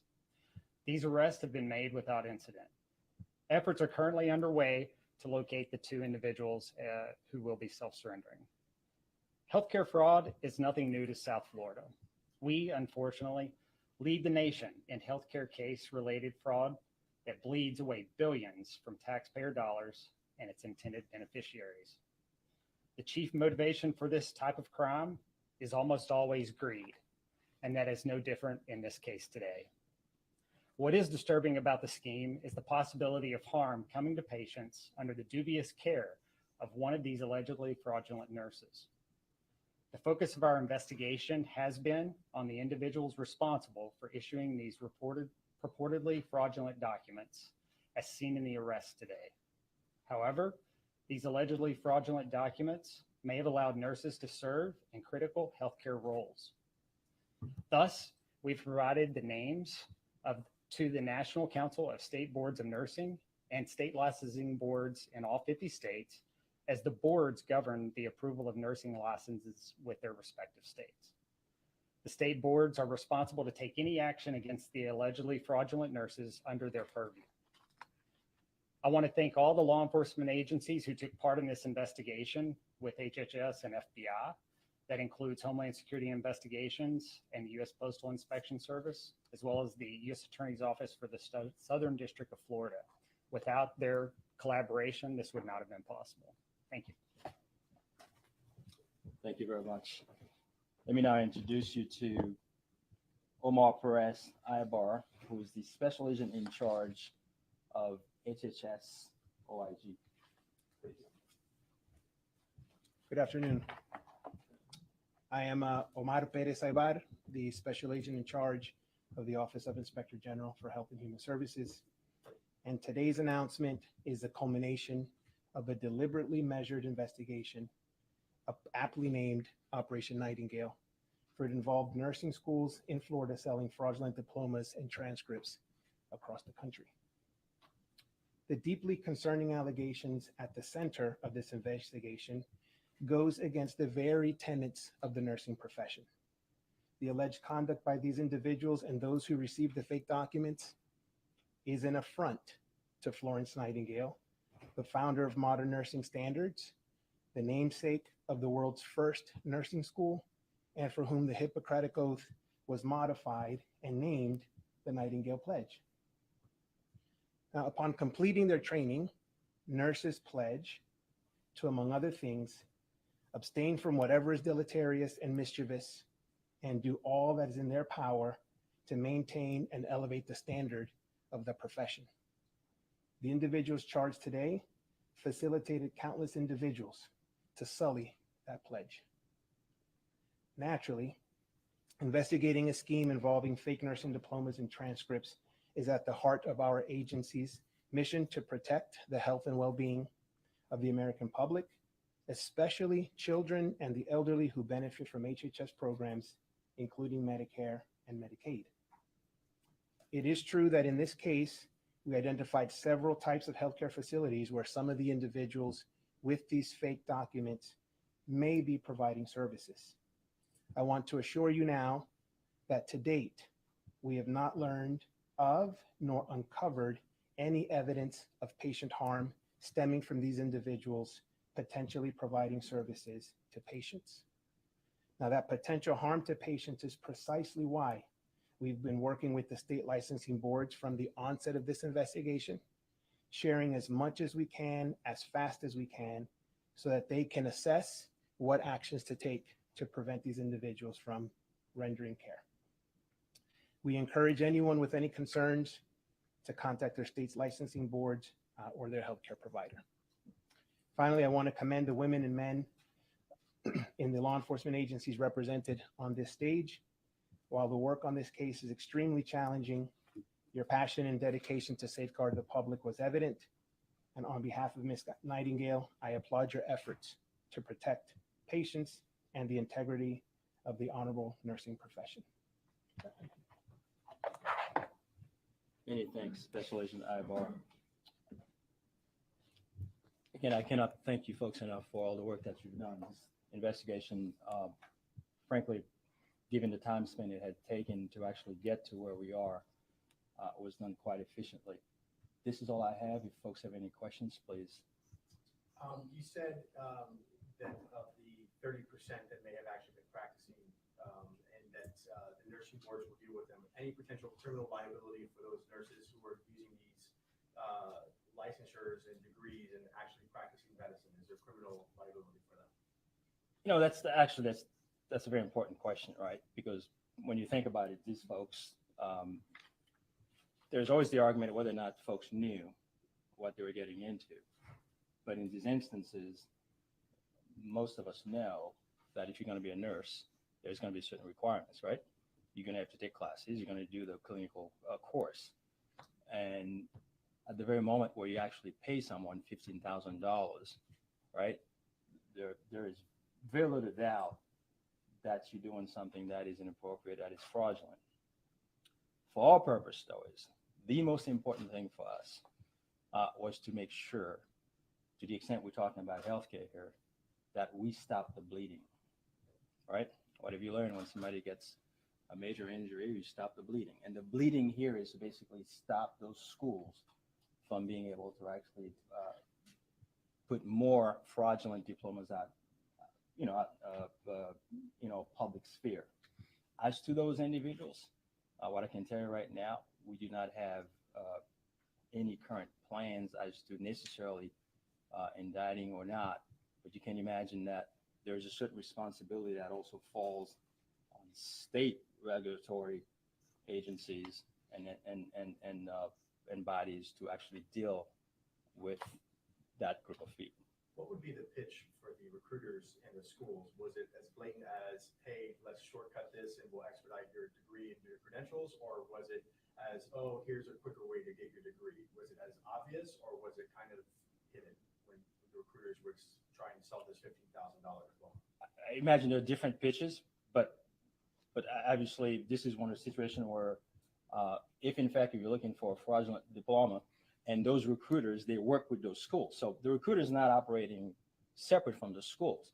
The school, in one hand, is basically having interaction with the recruiters. And obviously, within that industry, within that particular community, the recruiters will know who is trying to be nurses. And think of it this way, too. It's not just folks who wanted to become nurses from scratch. You may have, for instance, an LPN who wanted to become a registered nurse. That LPN would have had the credentials, right, to be an LPN.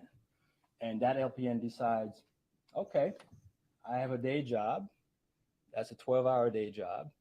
And right now, that's going to require me to actually spend some more resources of time for me to become a registered nurse. I can just pay for this and get it done. So in terms of the pitch, I don't think it's a hard pitch for those who want to get a fraudulent diploma. The concern here, obviously, the patients. What's being done to locate the people that are currently working with these fraudulent documents right now, maybe in the healthcare system? Right. That's an important question. And what the agencies that have actually worked these investigations have done is to, first, I want to give you a little bit of background, right? In order for you to become a nurse, right, you have to take a test. And that test is actually administered by the National Council of State Boards of Nursing. They ultimately get to know everyone who's actually taking an actual test. They also get the test results, right? So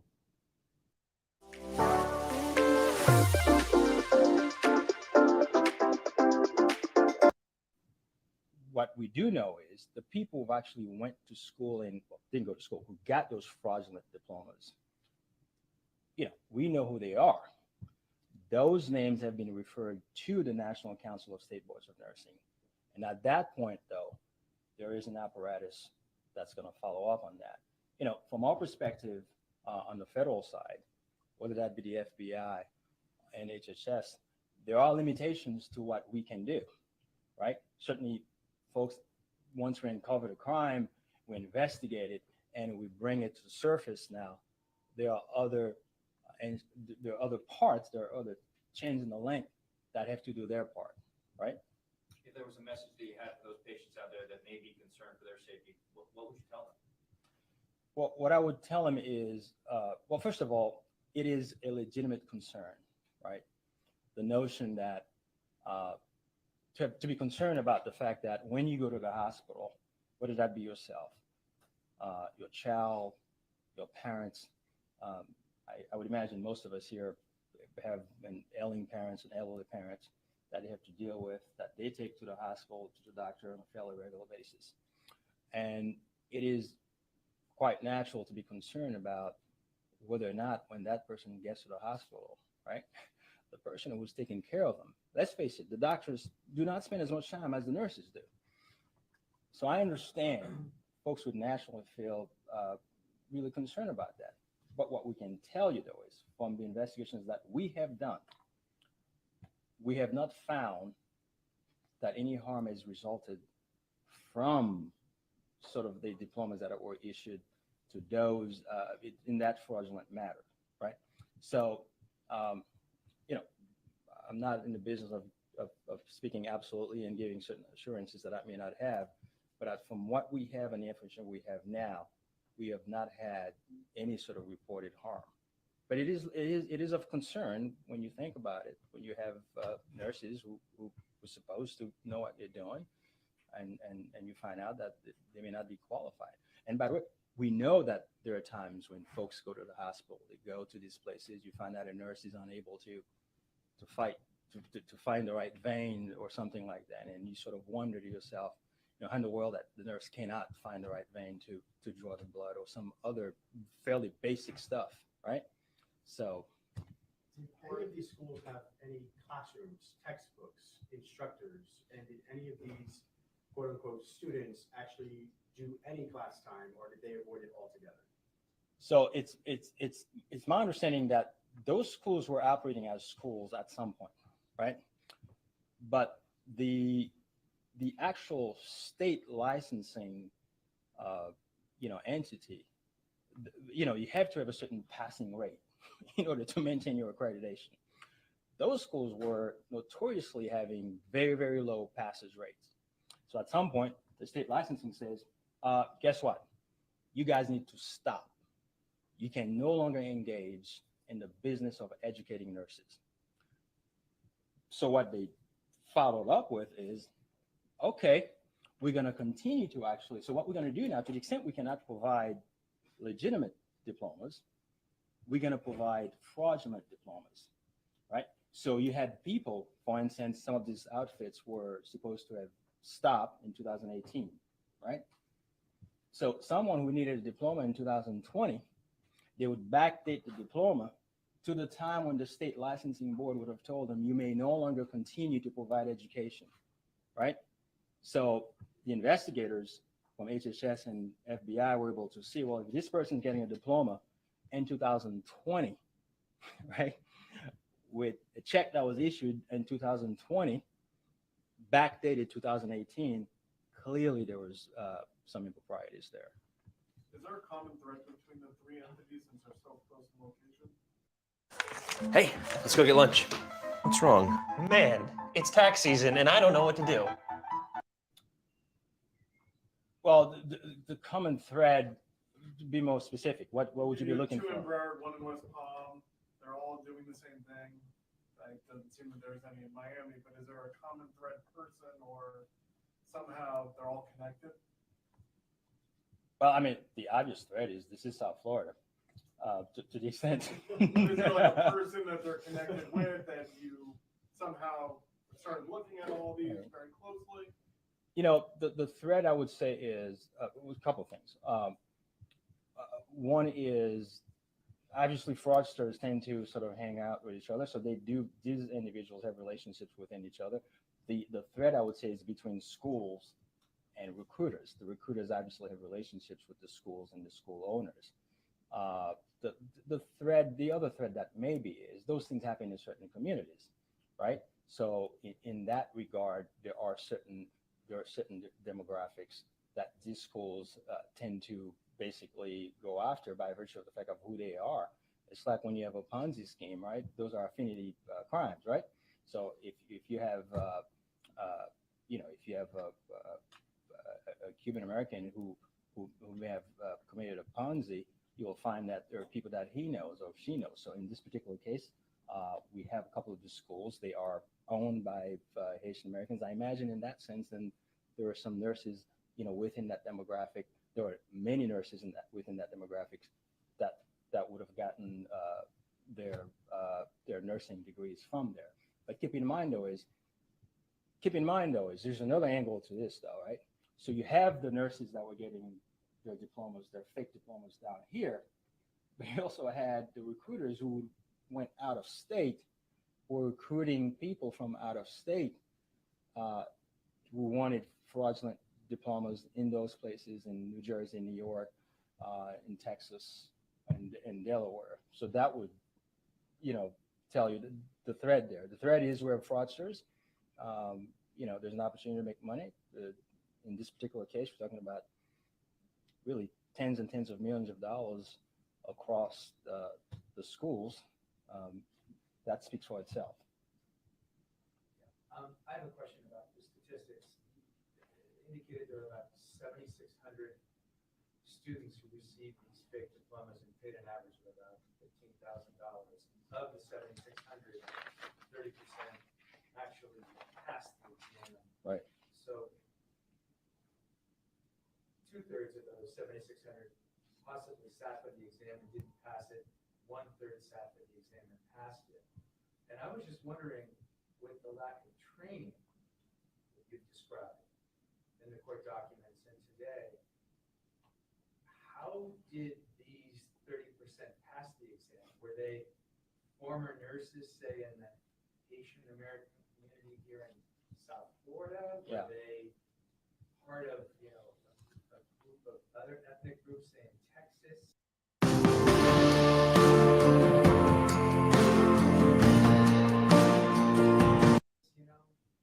Right. How did they pass these? So Jay, I would say to you, as a lawyer, there are times when I ask myself, how did these lawyers pass the bar exam, right? Nonetheless, they did pass the bar exam, right? So listen, there may be a disconnect in terms of a nurse who did not actually sit for the actual, didn't take the courses, didn't go to the clinical course. And that person may be sufficiently smart and be able to actually overcome a test, right? That can happen. And also keep in mind too, you have to look at the group. We're not necessarily looking at a group of folks who have never been exposed to nursing. If you have an LPN who's applying to be an RN, well, that LPN would have had certain knowledge about nursing, right? And that LPN, I imagine, would have had sufficient knowledge to be able to sit and actually pass the test. I am guessing that may be one of those circumstances. Having said that, though, right, that says nothing about their obligation, right, to fulfill the requirement.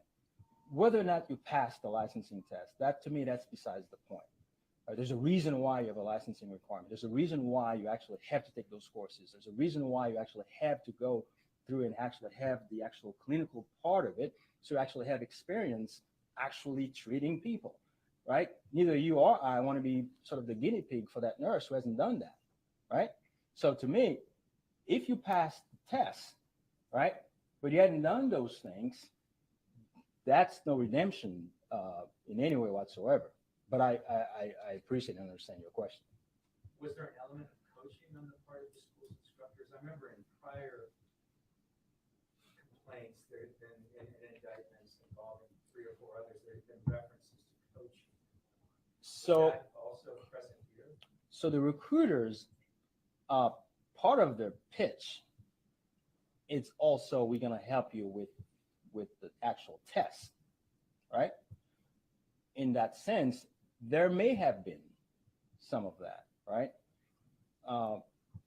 But what you also know, though, Jay, is this: when it comes to test taking, which we deal with in whether that be an SAT, an ACT, or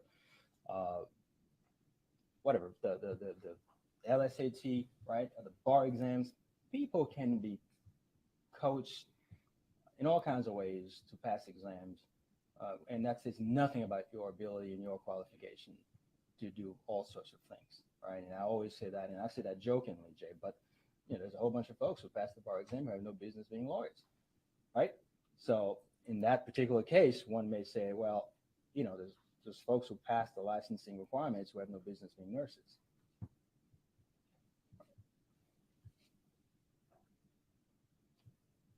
Any additional?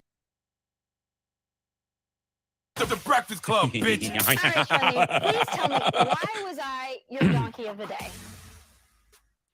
Well, Donkey of the Day for Friday, January 27th goes to the 3 Florida nursing schools who sold up to 7,600 people across America fake diplomas. That's right. 25 people have been charged, and man, I wish I had all of their names. But let's talk about the schools.